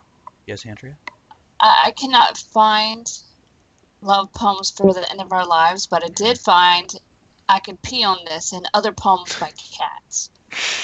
That's not my work. Let me see. No, I got that was just a Google, so I didn't see. I got a couple of his older books that I did. Here's okay. This is the Live My Life remix they did, and this was a kind of a cool collage of CC0 images based on the CC0. It means Creative Commons 0, which means you can use the images in any way you want without attribution. So you don't even have to mention the original creator, and you can alter, change it, remix it, however you want. So that's something I started getting into for the purpose of this book. It was kind of in line with the theme of the book as well, because the original book that it was based on was Creative Commons. I'm going to interrupt real quick. Toei just shared some good news here. Hooray, I just got an email invite to join Meta Arcade Adventure Creators pilot program, writing gaming modules for their phone-based fantasy RPG app. Got to go accept my invitation, throw big bits as I go. Congratulations, Win. Go kick ass. That's awesome, Toei. And then Tracy found Joseph Leo Hickey's Facebook page. The cover is there. I'm going to click on it and take a look. The cover image should be like the spread of the... Thank you, Tracy, for bringing that up and posting it. There we go. Okay. Because I did the Google, and I couldn't find it. That's awesome. Oh, that's nice. So I'm curious, with considering the title, that looks like a very young person. Yeah. His books tend to feature young adult characters. Okay. But a common theme of the book is sort of like that the world is ending, and these are poems that these young people are writing to each other during the end times, or like we're in the head of someone during some type of cataclysmic event, and that's just sort of amplifying the emotions they already have. So No, I like it. I like the sparks and everything coming up. And by the way, if anybody listening right now needs a half dozen links to free images, etc., let me know. I have plenty of them bookmarked, and then I'm sure Mike would share a few CC websites. Yeah, let me type in. Yeah, whatever you put up there, I'm bookmarking and putting it with the other ones. So you go right ahead, man. All right, let me check to make sure that this is the thing. I'm pretty sure it's a .com. Yes. Okay. All right, this right here. And I know I have. Matter of fact, I might have Pixabay already bookmarked. Yes, I do. That's in my list of. There's also Google recently, like a year or two ago, released all kinds of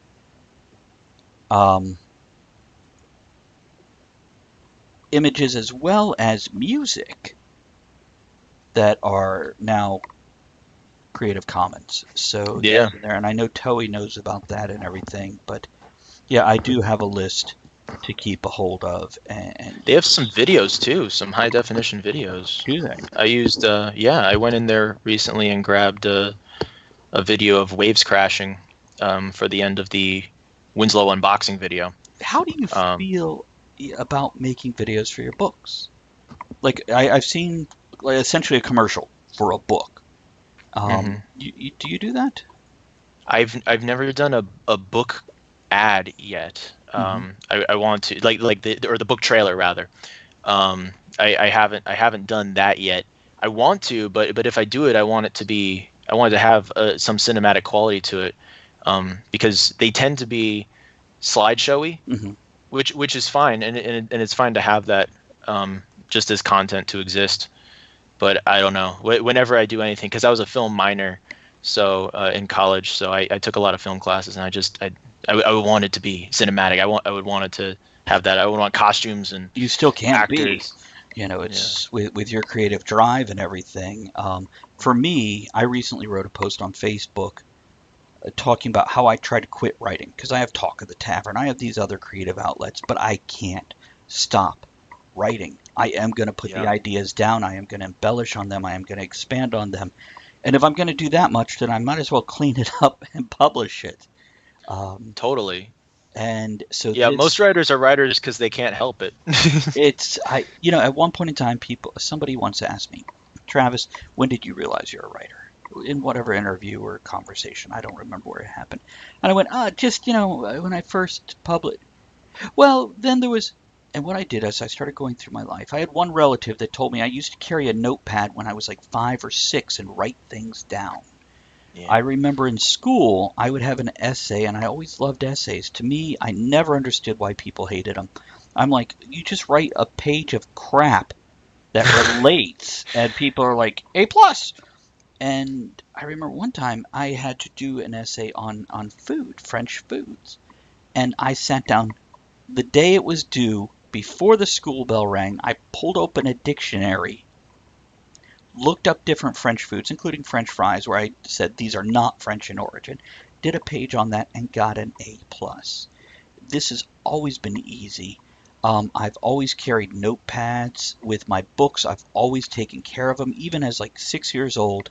Book of the Month Club, and I'd read them 4 or 5 times in one sitting, and then put them on the shelf, and I'd put them in order, and I'd put them by, this book club I had all the same size, and then the next size,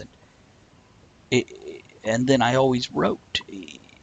And then once I got into, at age 6, I got into Star Wars action figures, and I started storytelling there. It wasn't reenacting the movie, it was new stories. When I hit 13 and got Dungeons and Dragons, I now had a sandbox world to create stories in. And I would never just do it. Oh, you go into a dungeon and you find this, game over. It was always, there's more about the characters. There's a reason they're doing it. There's something that happens next.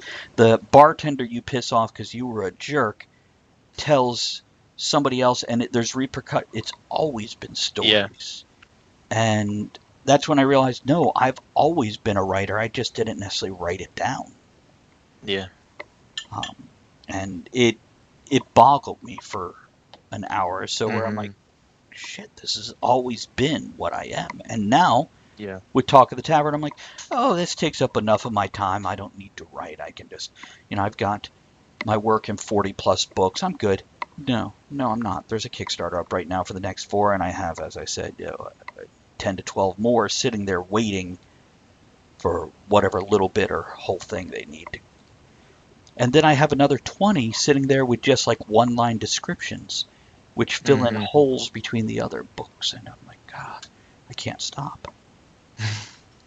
I agree with that completely. My mind is always partially thinking about the next book, the next story, even a character. In my late teens, early 20s, sitting in a mall by myself, watching people, I would put their story together in my head. What's this guy's story? Why does he look upset? Or what is this one woman staring into a window? What's her story? What's going on there? And I'd create these, little 30-second scenarios in my head of who they are, what they're doing, why they're doing it. Yeah, I had similar experiences. I would see something or feel something or like a particular wind or like a weird leaf or something. I was like, how would I describe this? So yeah, that's something I do too. Yeah, I will be eating something and I'm like, how do you describe that flavor to somebody that's never tasted it? Or Travis, go ahead. I'm sorry. I was just gonna say, or a storm, in the sky with the lightning and the color. But go on. I was writing chapter 1 of World of the Orb, and I got to a point where Marvin was eating Korean food, and I've never had Korean food, so I had to. I called up my bros, and I was like, yeah, no, I wanted to taste it, so so we all. 2 days later, we piled in a car, and then we went to get some Korean barbecue at Honey Pig, and it was amazing. And I was like, okay, and all the flavors were fresh in my mind, so I was able to type it. This is why, when I write, I need Andrea and my son to not come in the room, because I need to go. I literally sometimes covering my eyes or just staring at something and letting it phase out, like looking at a magic eye picture, and go, okay, so if I'm eating Korean food outside in a summer storm, it's not cold and rainy, and you have those waves of wind, and then the rain and sheets, and then the clouds with the 3 different layers, and the sun is still in the distance, and it's reflecting that orangey, purplish glow across. How do you write that? And I have to put myself in that situation and almost taste the image to describe it. Exactly. It's perfect. It's weird, but man, I love it. And if somebody comes in and talks to me, I just lose it, and I have to start over from the beginning. So yeah, that's why the open door closed. That's why I never talked to him. And it's a little bit that way when I'm writing an email to invite a guest in. I put myself in their place. What do they want to hear? What would trigger them as from what I know about them? And that, I'll let people interrupt me and start that one again. But there's times Andrea comes in and she's talking to me. I'm like, and I'm still typing. And then I realize I didn't hear a single word she said. So I either need to tell her, hold on, and keep going, or I need to stop what I'm doing. And then. Well, my thing is, I tell him, wait a minute, because if he talks to me, I'm going to type what he's saying.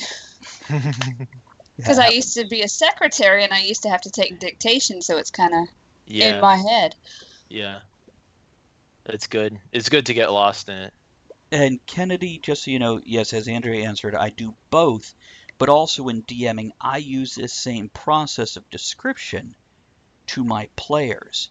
I'm also one of those DMs that will use a visual prop, whether it's a little liquor bottle that I peeled the thing off to put a potion in, so it's visual, or music piped into the room in whatever manner I have.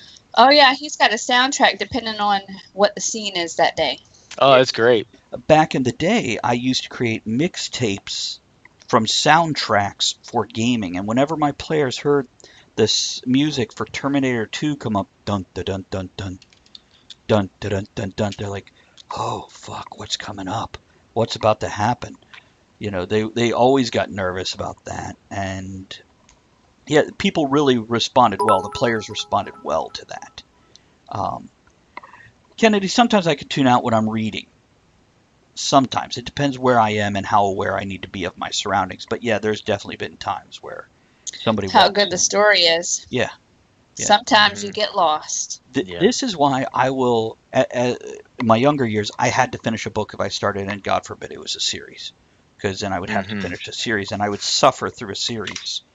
Now, if you don't have me by, let's say, 3 chapters or 60 pages, I'm done. I'm not reading more. And there's been a couple books that I've put them down after 5 or 6 pages and went, no, I'm just not reading anymore.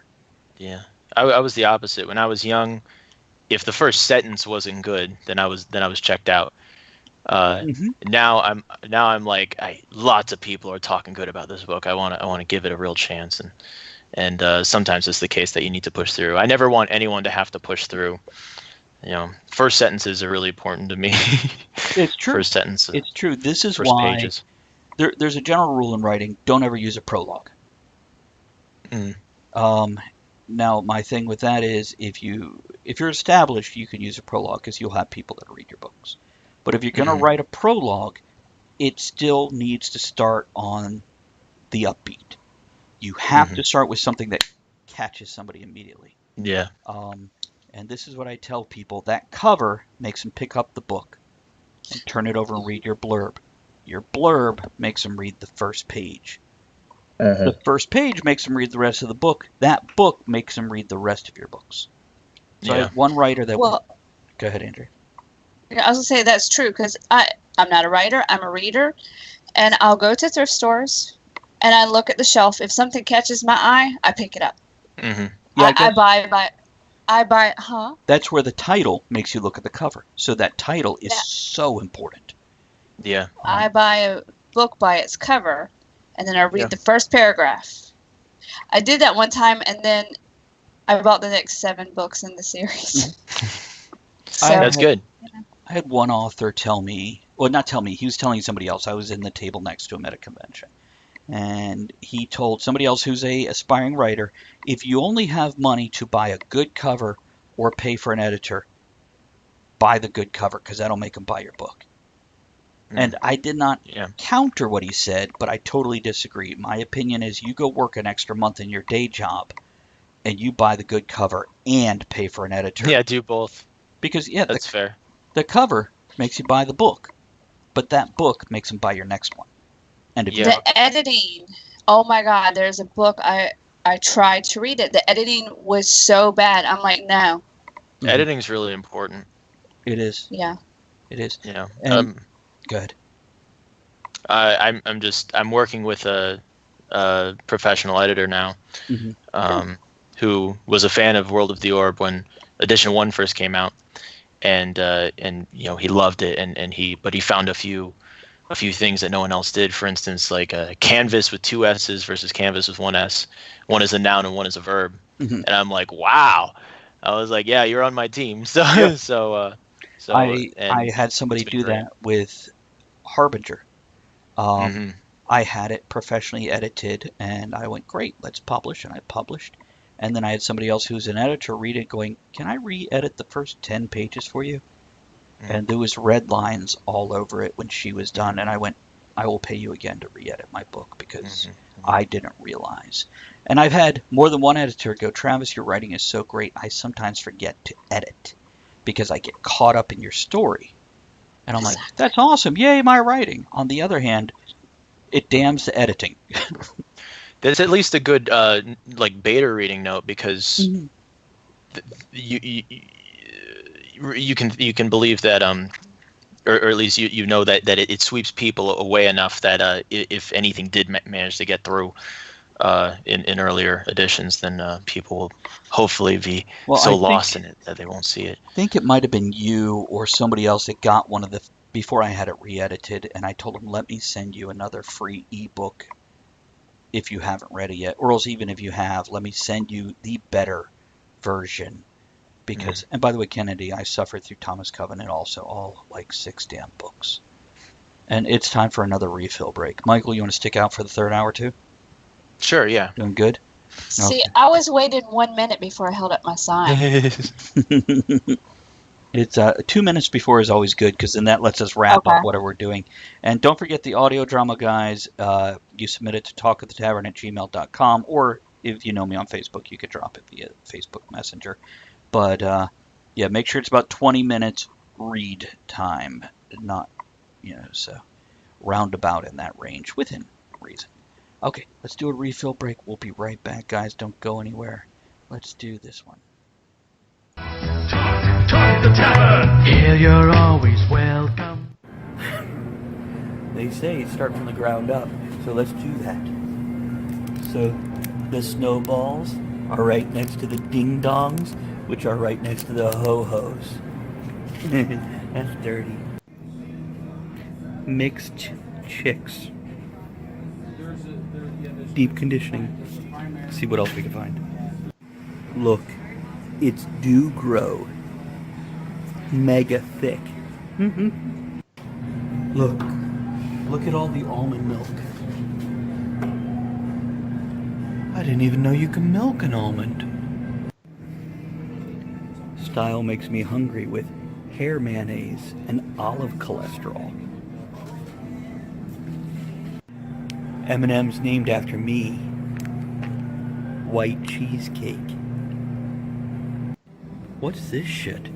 Hair fertilizer. Just found out white people can dance. Oh wait, that's Cracker Grooves.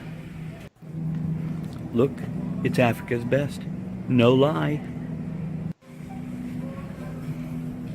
Jergens wet skin moisturizer? Do you need to moisturize wet skin? You think it's only dry skin? Okay. So we got Special K. We got vanilla almond. What's on the back of that one? The Nutty White Chick. We got Chocolatey Delight. What's on the back of that one? There we go. Well done, Special K. Look, it's overworked hair putty. Sounds like jizz in the pubes, doesn't it? I'm just curious, how long you been gay? Look, cuddly cuties. They're milky and chocolatey. For the horse in your family. Mane and tail and body shampoo. Horse. Check it out. Ginger snaps. For the pirates in your life that like to have great hair, argan oil. You know what? I really got something I want to ask you. Okay, so we got strawberry Twinkies. Is it me, or what does that resemble? I think I found the shampoo for Yetis, because first of all, it's from Frozen, and second of all, the type is Belly Flolly. Caress, love forever.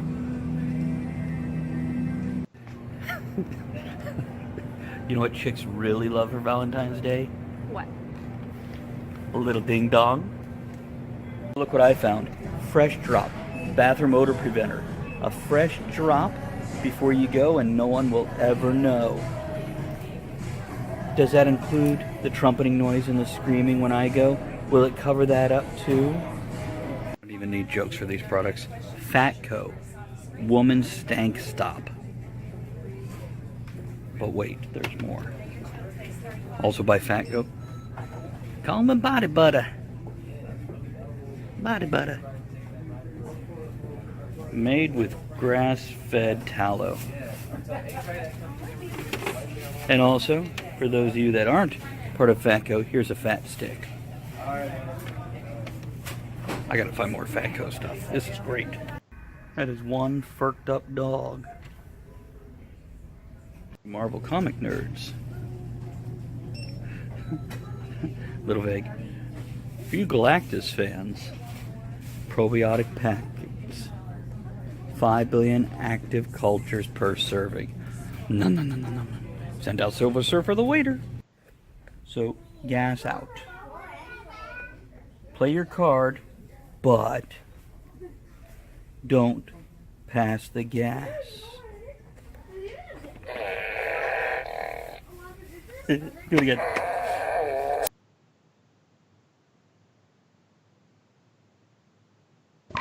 Okay, we're back. Andrea stepped away for just a moment. It's now, Michael, I figure what we'll do is if we run out of things to talk about, we could definitely do a reading from the books or whatnot. But I didn't necessarily plan that in, so we don't have to. It's not on the schedule per se. Not that Okay. much of a schedule.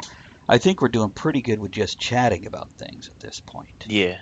It's And I want to correct something. The love poems at the end of our lives that my buddy wrote, it comes out on the 22nd of this month, so it's not out yet. That's why it's not on Amazon. Gotcha.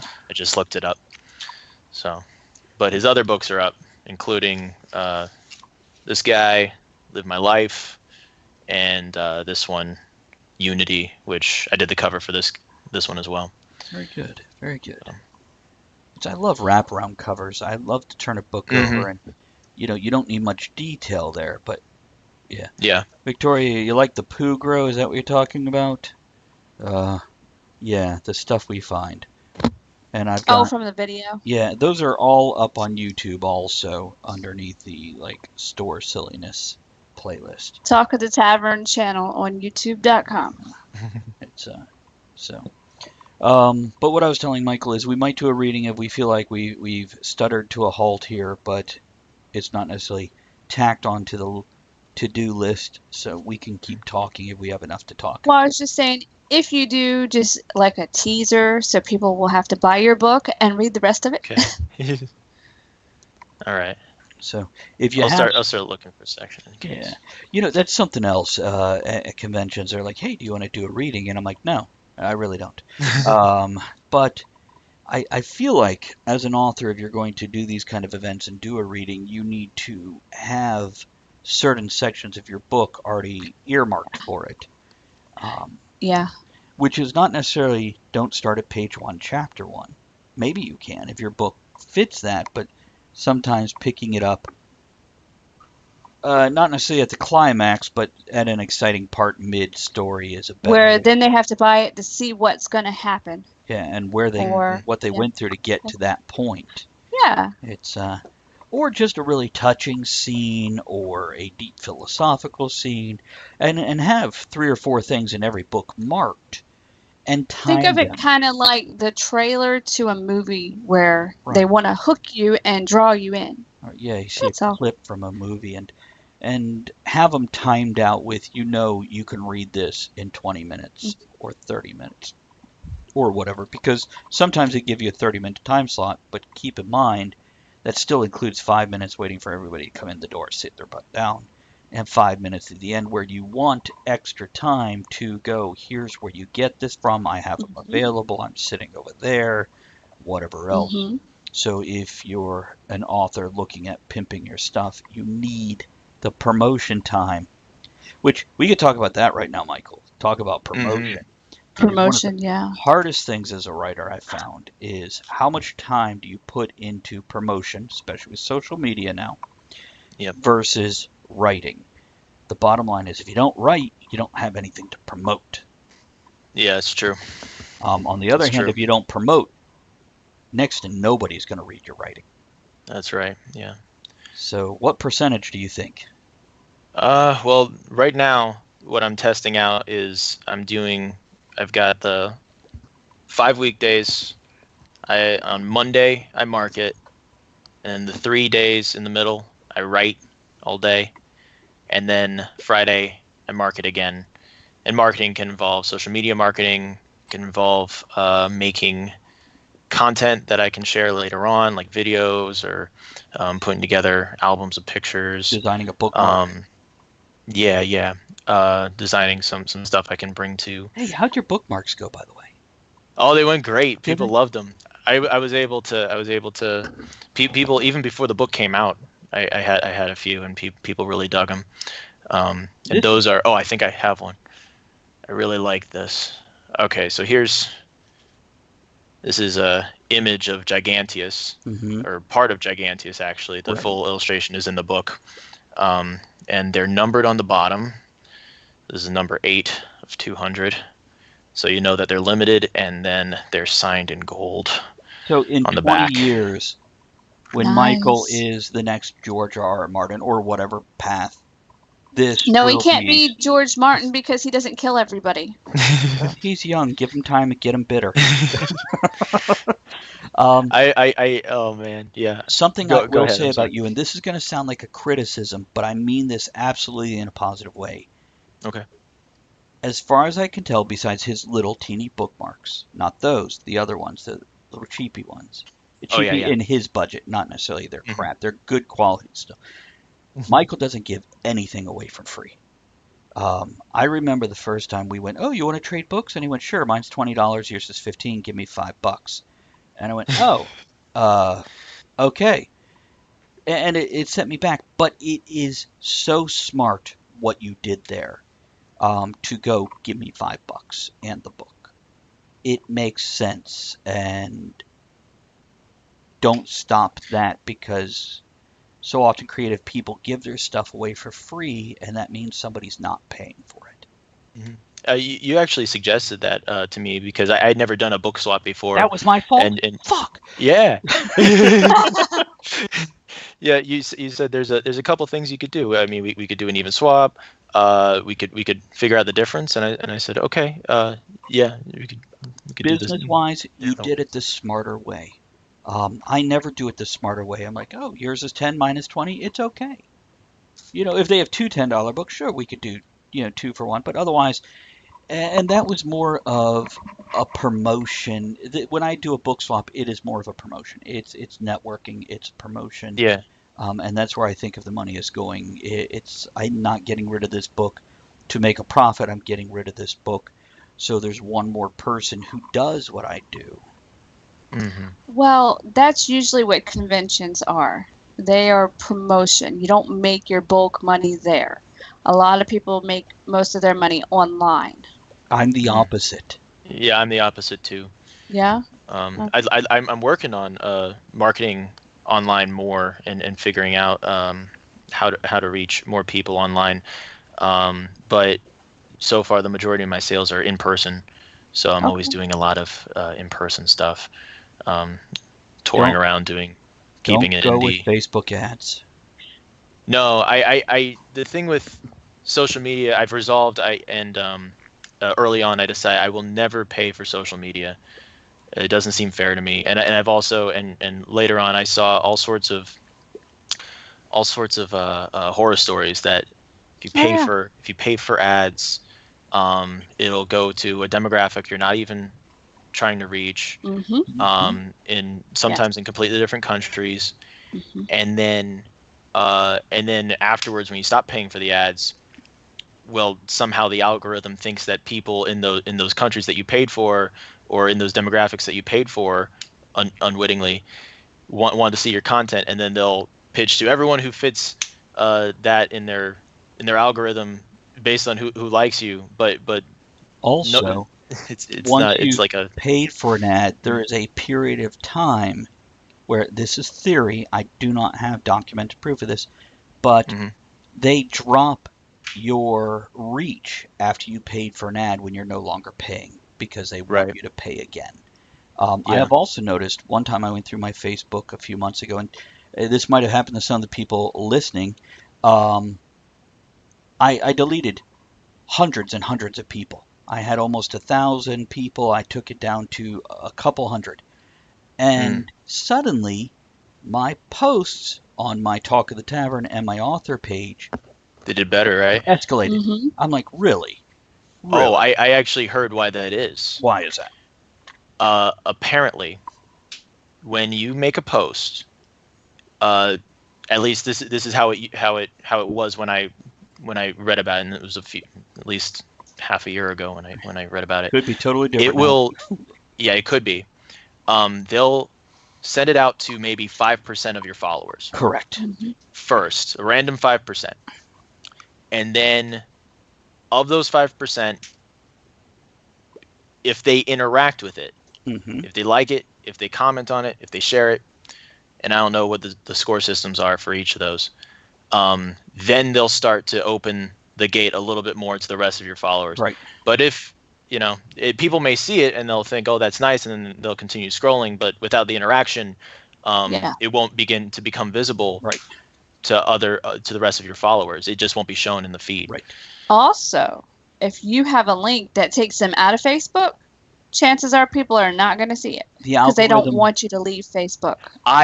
I've been feeling this for a while. I noticed that anytime I put a link in the description,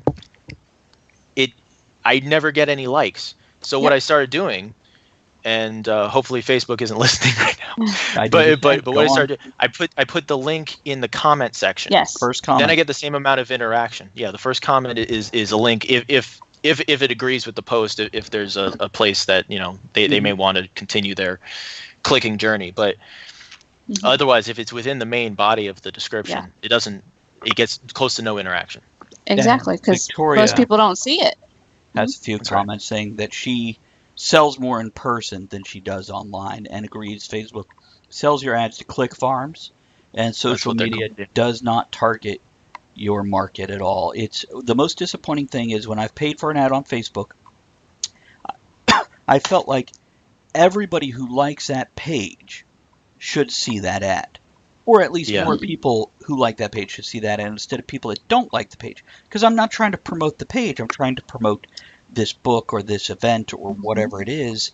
And when they're sending it to people that don't even like the page, I'm like, where's that logic? I'm looking for my guaranteed fan base. You have a newsletter, Michael? I don't have a newsletter yet. Do you want to talk about newsletters? Yeah, I'd be willing to learn about that. A little bit more in the social media part, though. I don't know if you know about Twitter. Something I learned recently is if you start a tweet with an @ then it only becomes visible to you, the person you added, and the followers of each of those people. But if you put any character before, which is oftentimes why you'll see the period and then the tag, then it becomes public and you'll be open to more interaction. Did you know about that? No, I didn't. Good info. I only just learned about that today. Well, with social media, I want to talk about hashtags on Instagram, which Instagram is now starting to overtake Facebook for popularity, especially in the younger generation. Facebook is dying in the younger generation. Thus, it's dying. But with newsletters, here's the deal with newsletters. And Michael, this is going to work awesome for you because you're great at personal face-to-face interaction. You grab your tablet, go get a MailChimp account, set up a newsletter, set up a short story freebie, so when somebody signs up for your newsletter, they automatically get a bit of your writing. Hopefully something that draws, even if it's just an excerpt from your book, whatever, first 3 chapters, whatever. If you're too lazy or busy to go write something brand new specifically for that. With this, your newsletter is like somebody clicking like on your Facebook page, but they didn't click it out of, oh, well, Michael sent me, I have to like his page, otherwise he's going to get upset. They are a stranger standing in front of you who signed up for your newsletter. They genuinely want that content. This is a really good point. It is the best, most valuable writer's tool ever, because it is your audience, guaranteed. Yeah. Or are you going to say? And the service. Sorry, go ahead. Oh, I was going to say, with a newsletter, they are great because I like to get newsletters. Make sure you don't send them out too often or too infrequent. Not enough. So it's a good medium. Well, like for the show, it's once a week for the whole week. It depends on what you're doing. Maybe once a month, twice a month, depending on how active you are in the public. And also, when you send it out, there's a balance of what's in the newsletter. You can put out essentially a blog post of what you did this week or your opinion on this or that. Or you could send out an ad, buy my book. If you're sending something out twice a month that's buy my book, people are going to fall off your list like crazy. Now, a lot of people will include, I know Michael, he's got a book coming out. Let me put a section in my newsletter of other people's work, thus creating the community, the network, especially free things. People love free things. So it varies on... I have had somebody who I signed up for the newsletter, literally a year later I got the first newsletter. And it's also that balance between professional and personal. It came off like they sent me an email like they haven't talked to me in a year, and I don't know who they are. I immediately unsubscribed because it was all Yeah. text, apologizing because they've been busy, but they're working on this, but there's nothing I give a damn about. There's no book. Right. There's no anything, and I don't know who they are anymore. Well, like with you, Michael, I follow you on Instagram and everything, and you do a lot of things in public, and you read at schools. In yours, I would suggest promoting maybe local library events, especially if you're going to be there. Just trying to think of what it could be, but you like when you if you went to somebody's Instagram and going, okay, they followed me, am I gonna follow them back? I don't know how to follow. So you look at their first 6 to 12 pictures. What is on there? Now for me, if they have cat pictures or pet pictures, okay, maybe some whiskey or scotch or cigars, interesting places, mountain views or city views, something I can't see when I look out my window or go to the store. Now, keep in mind, I live in the middle of Cowtown. Is that interesting? Well, it is to somebody else who lives in New York City. You know, so it's not just a lot of Twitch streamers are following us now. And when I look at their screenshots of Fortnite, there'll be like 30 or 40 of them. I'm like, I don't care. I don't want that in my feed. I don't have any interest. But then again, other Twitch streamers will then have a Snapchat photo with a filter with cat ears, or them at McDonald's with 5 friends and they're dressed silly. And I'm like, no, this person I'll follow. They have something that's more entertaining and interesting than a screenshot. Well, along those lines, like you called a restaurant to find out about fish. Yeah. You can put, hey, I did research and this is a restaurant here if you're in the area, you know, whatever, or that you went to try Korean food. Yeah. You can always... definitely. I did, a couple days ago, I did a post about those restaurants, and that's great. And while I was at the Korean restaurant, I took some video. So I don't know how good it is, but I thought it was pretty good, and it could at least be a piece of a larger piece of content. I'm curious, for later on. What video editing software do you use, and is it free? I use Sony Vegas, and it isn't free, but it's a really old version that I've had since I was a teenager. Okay. So that's the case with most of my programs. I use Windows Media Movie Maker, and they just stopped putting it out. You can't even find a link to it now. I started with that. Some of my first videos were with that, and it wasn't bad. Exactly. But it wasn't great.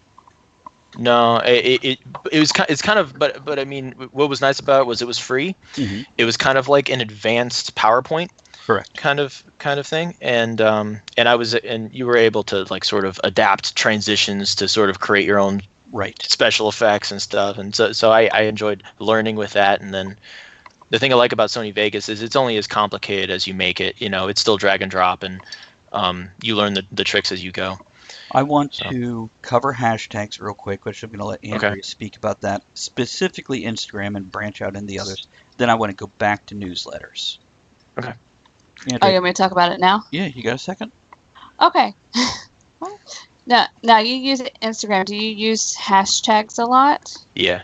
And when you do it, you notice the numbers that come up? Always try to choose the one that has the most numbers. Yeah. And hashtag anything in the picture that might be relevant, like your book cover. You could do book cover, author, monster, water, every little thing. You get 30 hashtags. Use them all if you can. Now, drop I definitely a couple try to lines. do that. Don't put them right up against next to your text, and always put a text. Put a descriptor of something. Yeah. Because somebody might be able to look at the picture. But if it's a beautiful scene of a single tractor in a cornfield, this is what I see every day. Farmer hard at work harvesting corn. Because somebody might be like, where is he? Well, I know it's a cornfield, Travis, but where the hell are you? Are you in Kansas, Iowa? Where is this? And is it a John Deere tractor? Like just playing around when we were at Food Lion with the chips, with the face on the chips, we were playing around. So I took pictures and I tagged Lay's chips and I tagged Food Lion, and the companies actually responded. Yeah, that's great. So keep that in mind. Yeah, definitely. Definitely. I always try to tag whoever I can. Because I mean, it's respectful, and it's content for them, and you get to sort of combine audiences potentially. Precisely. And they probably have a much larger audience than us at this point. Exactly, yeah. And the thing is, I found with the big companies, they respond more on Twitter than Instagram. Okay. Mm-hmm. So if that makes plays sense. anything. I guess that makes sense, yeah. Well, it's, again, age demographics. The people running these companies know Twitter. They don't know Instagram quite as well yet.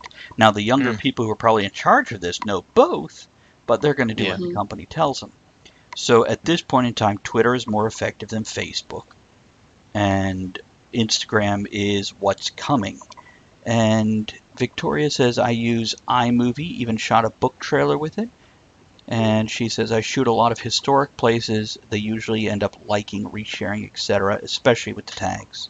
Makes a huge difference. And another thing I found, a lot of people have their Instagram connected with their Twitter, so they share on Instagram, it goes to Twitter.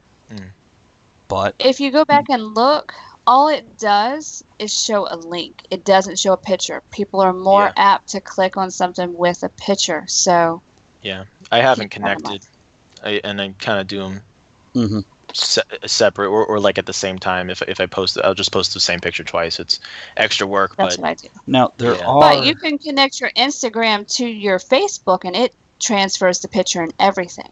Yeah. So there's that. And when you scheduling posts, you know how to do that from your Facebook page, yeah? Yeah, I've noticed that on the phone. I don't know if I've noticed it on the computer, but yeah, you can start. I haven't done it yet, but you can on the post set button, it to post later. There's a drop arrow, and when you click the drop arrow, you can have schedules. So you can take the first day of the month or the first Monday of the month or wherever you want to do it and go post. I want to post about this book once a week or twice a week. Don't do it every day. People will unfollow or unlike the page.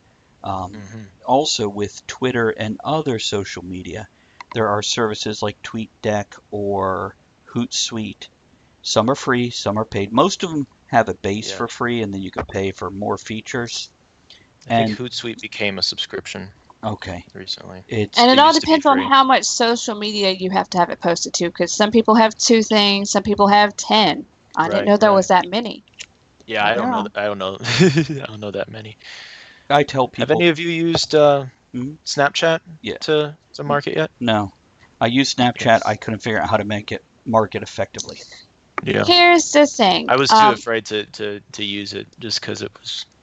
Yeah. The 24 hours and people knowing where you are within, that limited amount of time. You can take off the location, but my thing I've seen with this Snapchat, the most people that advertise with that are cosplayers or Twitch streamers where they give special perks for subscription people.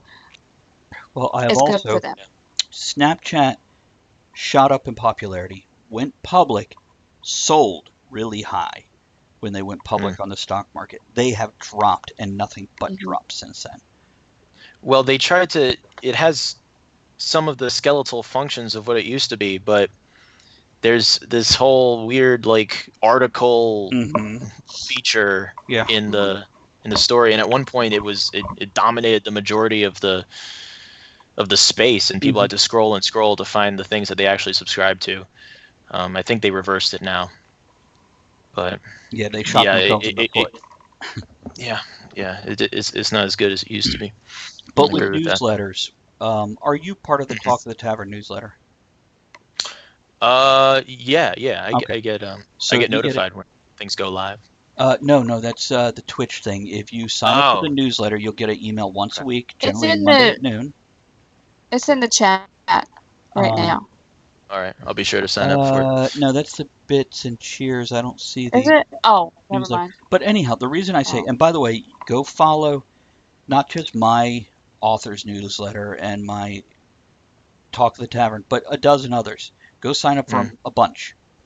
And then look at what comes across and what you like and copy that in Talk of the Tavern, not only do you get here's the upcoming shows, but you also get here's some of the videos I put up on YouTube. Here's the schedule for the next 1 to 3 months, etc. Yeah. In my author That's one, how I would want to do it. Yeah. I'm putting the link to the so if you want to sign up, I'm putting it in our Skype chat. Okay. There you go. Victoria, yes, I use MailChimp for newsletters. MailChimp is free until you have 2,000 subscribers, but by the time you have that many subscribers, you're probably making some money where you could pay for the next level of pay for it, yeah. or move to a better service. MailChimp is not as intuitive as you would hope, but I will gladly give you a walkthrough tutorial. Definitely handy, and like I said, you have a captive audience that walked into the cage on purpose. Another thing that might be helpful where you're at, I don't know how the local papers are where you are, but some of them have a service. They have, it's like an email blast. And it's only for verified subscribers that have signed up for it, where they send basically ads. That's something that may help you, where for a little bit, you get put in the email and it's sent out, and they can click on a link to take them right to your book, to your website, whatever. Yeah. You do when I make a newsletter, I would want it to be very visual. I would want it to be neat. Well, you can add graphics, you can add videos, you can put templates up, you can save your template, you can create multiple templates, you can have automatic mailers. Something else, and this might be genius for you. What other author do you compare yourself to? I don't know. I'm just doing my own thing. You find the author you can compare yourself to, a big name out there. Okay. Go on Amazon. Or that other people compare you to. Right. Okay. Go to that author's latest book that just came out. Go to the bottom, and there's a little link on Amazon that says start a giveaway or do a giveaway or something. You have to buy this person's book, but it sits there. And it takes the money away from you, but it doesn't ship it until the contest ends. So basically what you do, you set your Amazon giveaway up where it's going to give away Stephen King's book or Brandon Sanderson or whatever big author. But to enter the giveaway, they have to follow you on Amazon. What this does is every time you publish a book, if they're following you, it sends them an email going, Michael has a new book out. And if you give away your own book, well, the people that like your stuff that already buy it are going to follow you. You do it with Stephen King's if you relate to his writing. Okay. You now have this much larger audience. That's a good idea. Yeah, I had never heard of that. Thank you. Yeah. To look into that. Victoria says MailChimp works really well for her. And she says you can also use Instagram layout to make a montage of good pics. I do that also. I love the montage pics.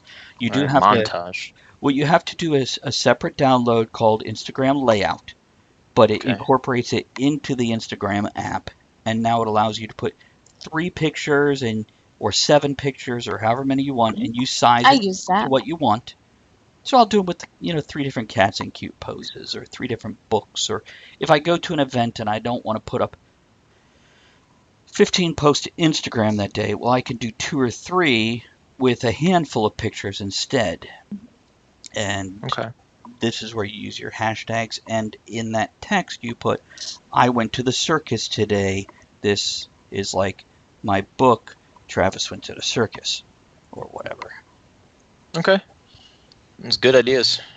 Yeah, well, you seem to be pretty on top of things, so I'm guessing anything that you're not doing is just because you haven't heard of it or thought of it yet. I want to do the newsletter very badly. Something that's sort of keeping me from it is I'm going to make a new website, and I want to do that first. And I read, I'm not sure, but I read that there's a possibility that I can integrate the newsletter right into the website, and I can do it all from the same place. So I want to test that out. But I need to have the new website first that combines all of my work, because right now I've got chickenboybooks.com and worldoftheorb.com. Right. And I don't have a hub. So I'm going to create a Michael Thompson website synthesizes everything, and then I won't have to pay for multiple websites. It is amazing. I'll have guests on, and I'll go, give me one link. Now, you could give me 15 links for your social media, but if you could only send people to one place, where would it be? And that's what you want. You want a hub. Yeah. You want something when they click there, they see the thing. Everything. Yeah. Now, I keep Talk of the Tavern separate from the author stuff. Countess, you're right. It's WordPress does that. I want to say Weebly might do it. A few others. I have not tried Well, and those. it's good that you want to make a website that's your name. And Yeah. then that can incorporate all of your stuff. Some people don't think of that because you have to brand you for all of your different projects. Yeah, I don't have a very searchable name, but I decided early on that it was something I was willing to sacrifice because even back when I was doing the school paper, I liked seeing my name on the thing. It was sort of a it was a gave me a sense of pride. It's a choice. So I like seeing my name on the book. So I decided I'm just going to be the Michael Thompson. Yeah, and you know what? Well, that's what you need to do because I know another Michael Thompson. He was an NBA player.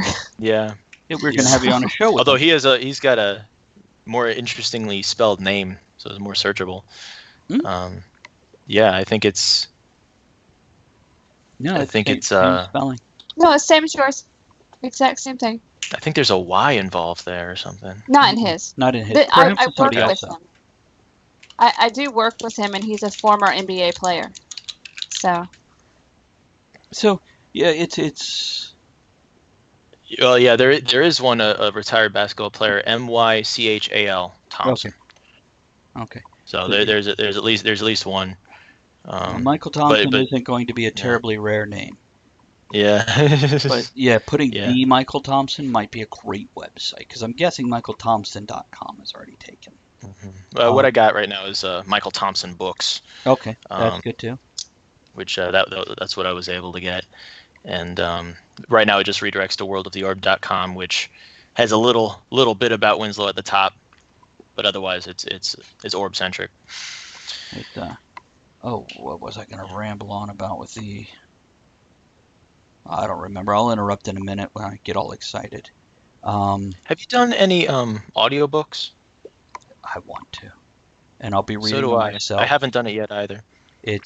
Now this isn't as hard as it sounds either. Basically, get yourself a decent mic, a quiet room, which is hard for me because I have cats. But yeah, you just sit down and record. Make sure you got a nice clean recording. You know how to pull the background noise, the white noise out. You do that. Well, I don't have Audacity yet, but it's free. Yeah, that's what I hear. There's a slight learning curve, but it's not too bad. But yeah, you do that. You put them in an MP3 format, and then just like publishing on CreateSpace, if you've ever done that. Yep. You quite simply go to Amazon. They have the audiobook section. You upload the files. You upload a cover. Bang, done. That's great.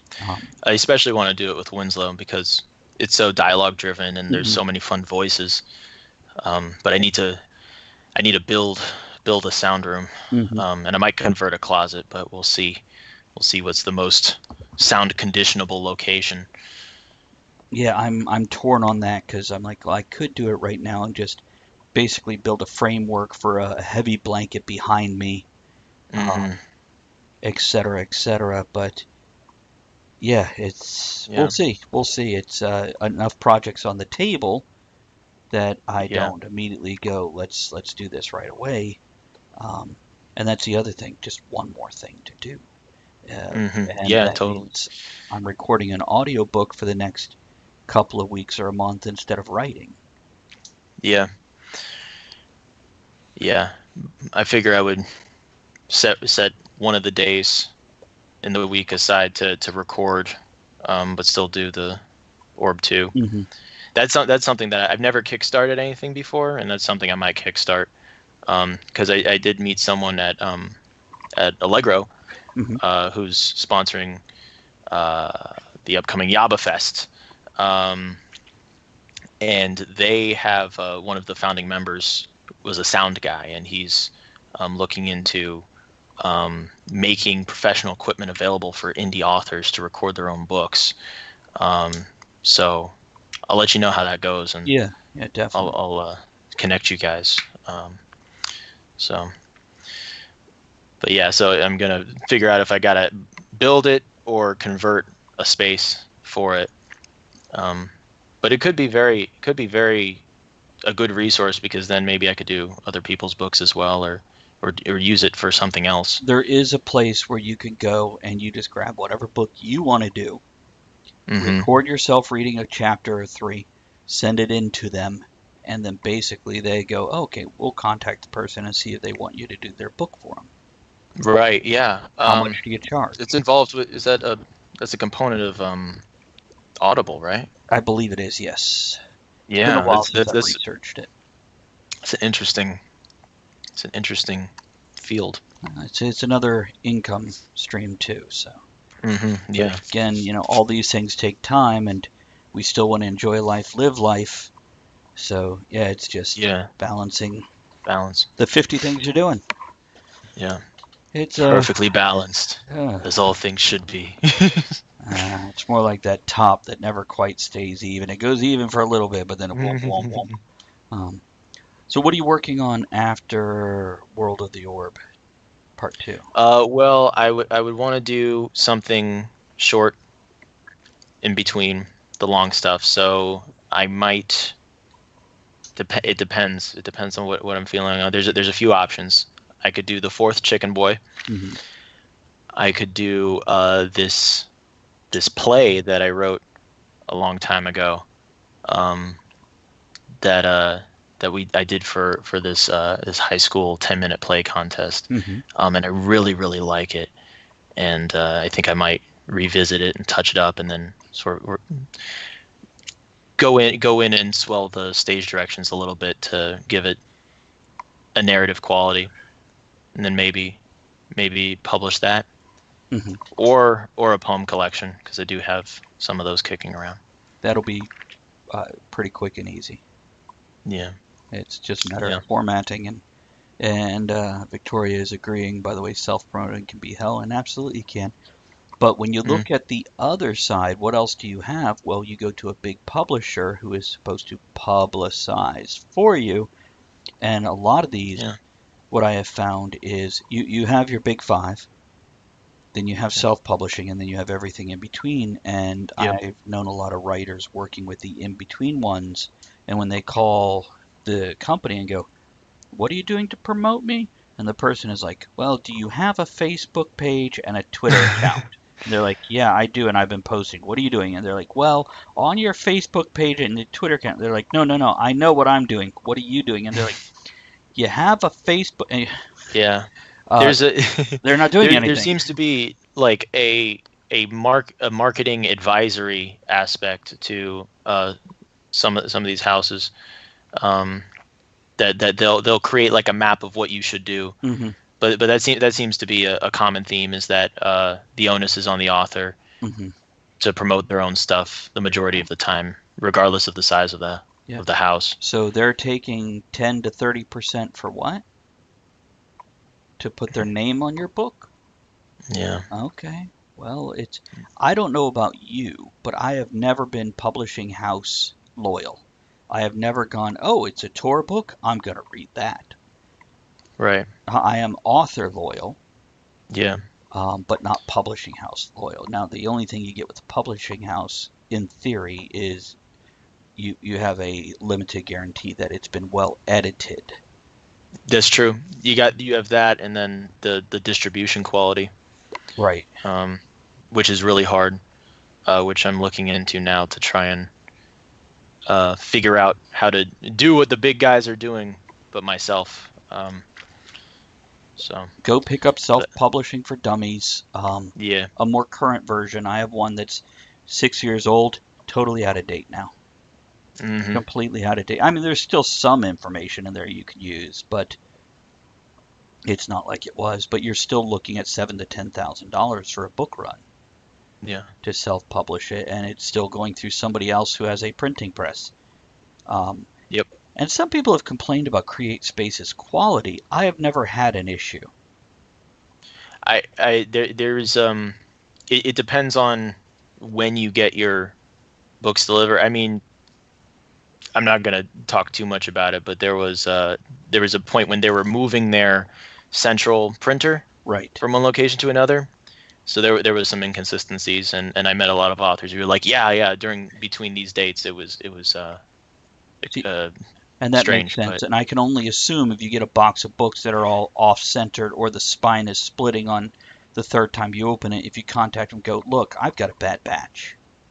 The customer service is very nice, and they'll replace problem copies. And it could be as little as a picture, or they may ask you to send it in for investigation purposes. So yeah, absolutely.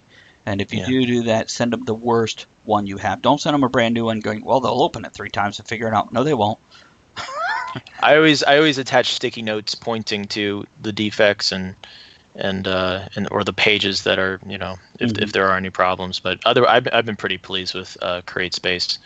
I also tried out 48-hour books, which are good quality. It costs a little bit more, but quality is really nice, and the binding's really good. And it's good if you need to get them fast. If you need the copies, you don't have the copies, and they're the fastest in the world. Okay. So. I will say this though. Apparently, I won't say that. Whatever it was. Okay, we were talking about getting it shipped out quick, quality. No, I don't remember. Oh well. Have you been? How? Do you do any like school talks or? I get out and do, have not. Yeah. I would, but it's something I've been starting to do more. And, how's it going? Really well. Yeah, I really like it. That's part of the reason why I want to make a new website, is to include an appearances tab so people can schedule that easier. Because right now it's just email, and one person who has the email passes it to another person, and it's really just word of mouth. But it's not bad, and I bring along like a little order form sheet, so if they want to get certain books signed, I can come prepared and have a batch of signed books ready to go. And that's sensible. And do you donate one to the school library every time? I did for a couple of the really big ones. I did for Read Across America, and for Literacy Night at another one I did. And I did a really cool how to draw a chicken boy segment. So there was a big we had a big easel, and I drew along, and some of the kids drew with me as they watched, and then at the end we'd raffle it off. So I had the teachers put all the kids' names together, or sometimes it would be like questions that they pre-wrote, and then the first question I draw would get the chicken boy picture. So I thought that was really cool. That is cool. That's definitely So I want to do more of those.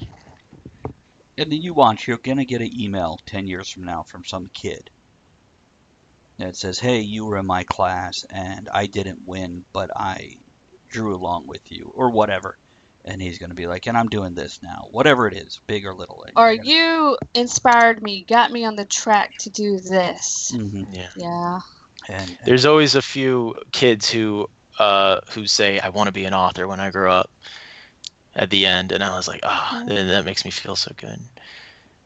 It does. Victoria says, haven't done school talks, but I did BJD, which is a doll anime convention, local library, and I'm speaking to a comic club next week. And that's great, Victoria. Nice. That's how you...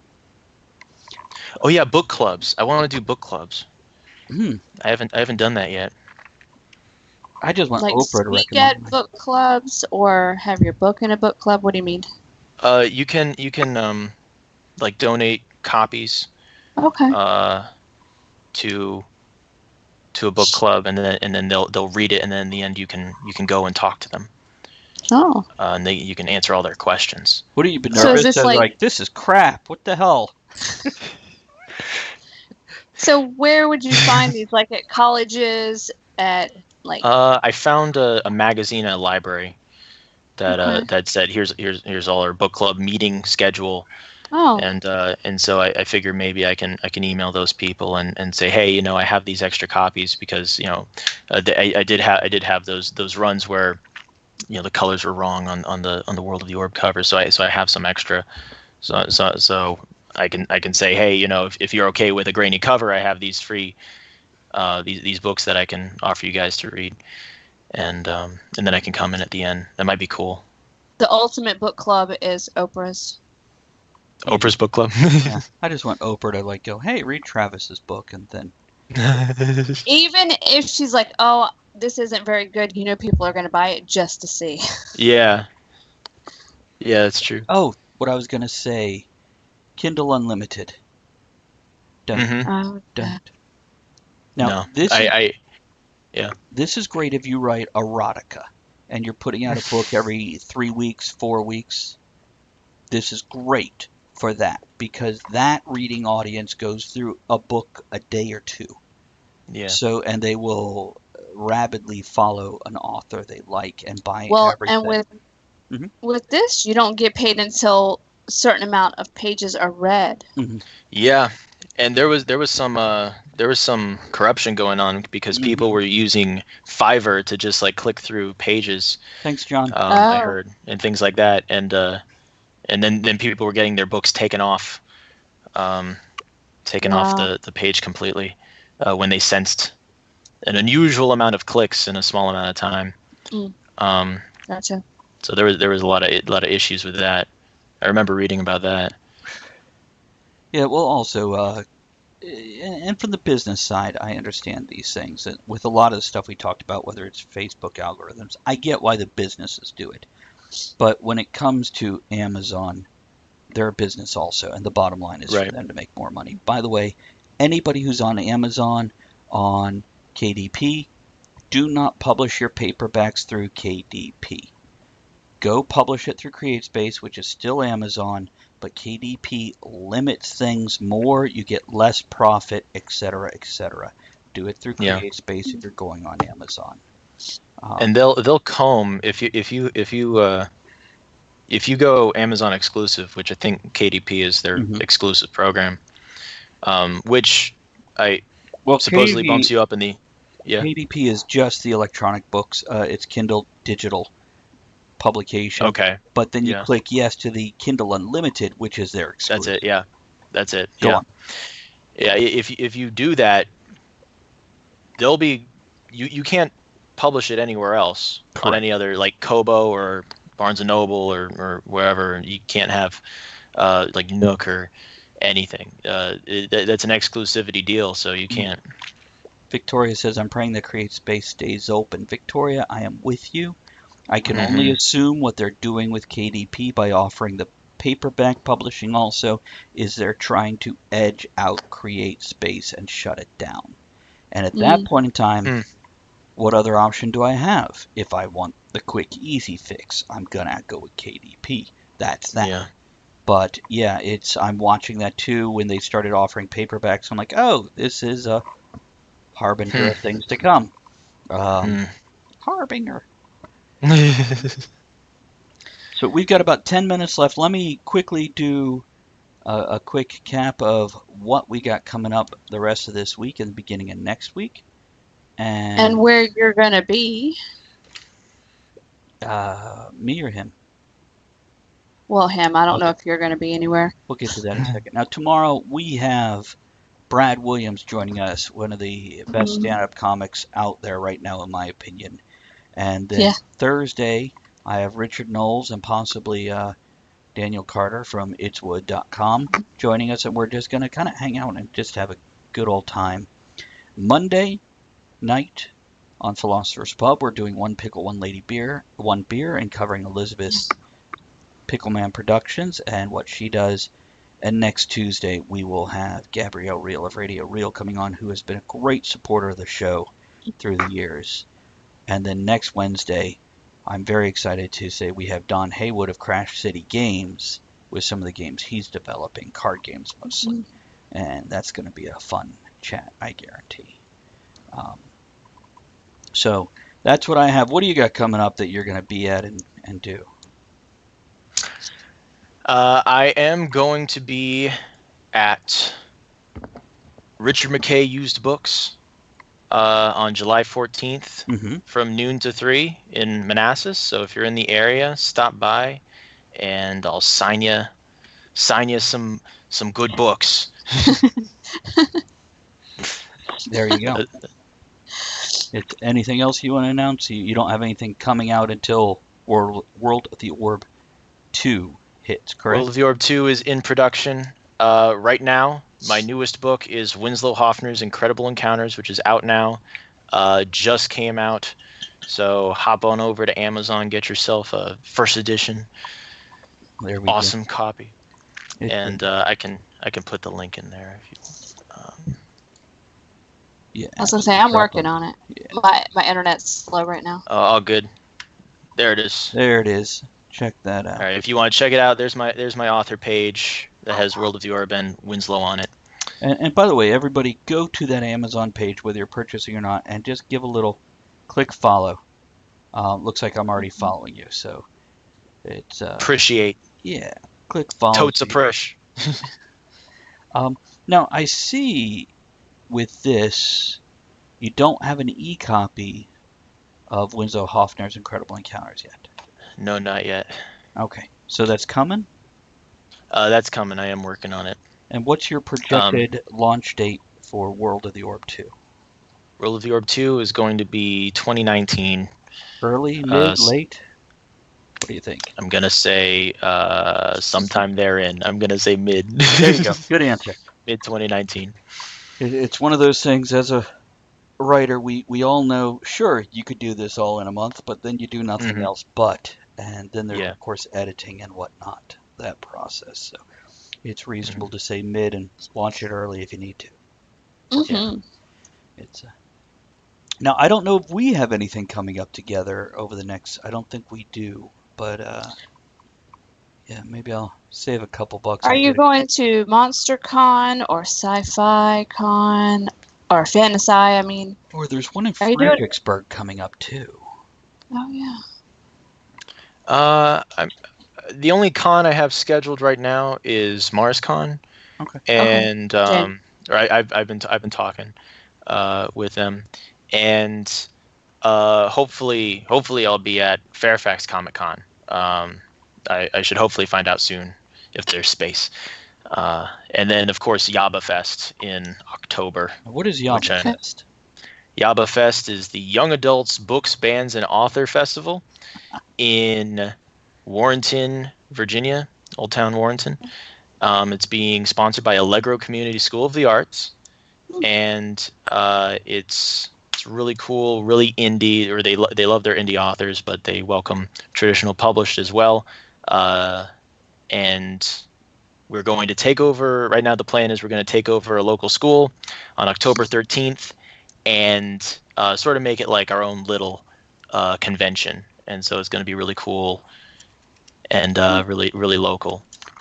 And just so you guys know, the person we're going to raid today when we end our stream is actually my son, where he's playing some Fortnite. Yeah, he's Fortnite and only has one viewer, so we're going to raid him when we get to that point here in about 8 minutes. So if you guys will hang out, let the raid take you over there, drop a hello, and then do what you want. If you want to bolt, you can bolt. But I'd follow the channel. Yeah, follow the channel. Give him a follow, and then I'll be on later at 7. So I do ask if you guys, Andrea, would you post your channel one more time, please? And if everybody would follow Andrea's channel, she has a cat cam while she plays different games and has a good time. Usually it's Plants vs. Zombies, because I'm not very good at Fortnite. And the reason we want you to follow is when she gets enough followers, and if she has a average of 3 viewers per stream, it lets her be an affiliate, which then allows you guys to throw bits for her to get subscribers, etc. So it helps her grow, and it helps her do what we do for everyone. And all bits collected will go towards getting cat food and toys for the kittens. And I wish I could tell you it's a good cause. Lying, but no, she's not. They really will go towards cat food, cat litter, cat toys. Guaranteed. It's So we got about 5 minutes left. Any closing thoughts on everything? We need a toast. Well, we didn't A do toast. A toast. With our water. I know some people might not have found this stream very interesting, but we didn't stop talking. I had a great time. I love sharing ideas. I had a great time too. And learning, which that's something where I told sure. Michael, don't hesitate to interrupt or whatever, because I'm learning from you the same time I'm talking. So here's to sharing that creativity, and here's to writing, damn it. Here's to writing. Blink. It was fun, Tracy. Thank you for hanging out. Appreciate that. It's thank you, Victoria. Appreciate that. It's there was one point in time Andrea comes out. She goes, "Well, I don't know. It's slow," and I'm like, "I'm having a great time." So I think it's one of those things. If I'm you're not a into writer, it, so if you're into it, you're into it, and I think reading fans or writers would enjoy this kind of content. So. Michael, thank you for joining us on short notice. We did have our regular guest had to reschedule to a later time because he suddenly had to go on tour with his sister's band because their drummer dropped out. So he took that place. So he bailed for a really good reason.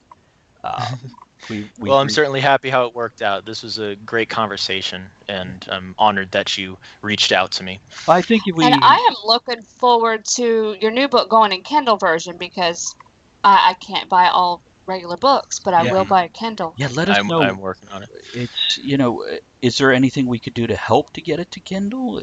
Are you stuck on anything, or just haven't done it? I'm just getting my own. I'm just looking into programs where I can convert it myself. That's sort of the thing. Do you guys use any of your own programs, or do you just use the CreateSpace? I go to KDP, and I believe that one wants it. Is that the one that wants it in PDF, or does it? I either upload a PDF or a doc. I always had trouble with it because I have illustrations in there, and it always seems to mess with the program. But you're right. You're right. Yeah, I went through another thing with Orb where I went with a third party, but I want to be able to do it myself. So I'm looking into certain programs, and that's the only thing that's keeping me held up at the moment. But it will come out with incredible fanfare and be spectacular when it does. Very good, and drop me a note because I don't spend a lot of time on social media because I'm busy doing so many other things that I try to stay off of it unless if I have a purpose to be on it. Yes, but World of the Orb is available in ebook for you ebook readers out there. And as soon as I'm done, I'll have a review up, and I'll contact you and let you know my opinion also. So you'll get a review and a more detailed opinion if you want it. Oh, sure, absolutely, yeah. I appreciate that very much. And like I said, for any of you listening out there, I have read the first 2 chapters and really had nothing to complain about. I'm enjoying it. I will say it feels like a first book in the sense that he's growing into his writer's shoes. But he's got the talent, he's got the knack, he's got the storytelling ability, and the characters are paramount. So you're definitely getting a character-driven book, which is delightful to me. It's all about... Which is awesome. Yeah. Thank you. Okay. So we got about a couple seconds here before I do a little outro music and we dance our way out the door. And do a raid. Yeah, we're going to raid my son. So like I said, hang out, give a hello, and then do what you want to do. Because I'm not going to watch somebody play Fortnite either. We watch him play it when he's here. Oh, that's true. We do. I'll stay a few more minutes and give him a hello. So let's do some outro music here, guys. Thanks for joining us, and we'll see you tomorrow for Brad Williams. So make sure you join for that. It's going to be horrible and inappropriate and probably use at least one swear word during the show. Like 50 times. Thanks for joining us in the discussion shenanigans tonight. You are the one thing that makes the show what it is. Don't forget to join us at the tavern next week. Until then, have fun, keep learning, and be good to one another. Now, raise your glass in good cheer. Enjoy the small moments every day and steamy dreams every night.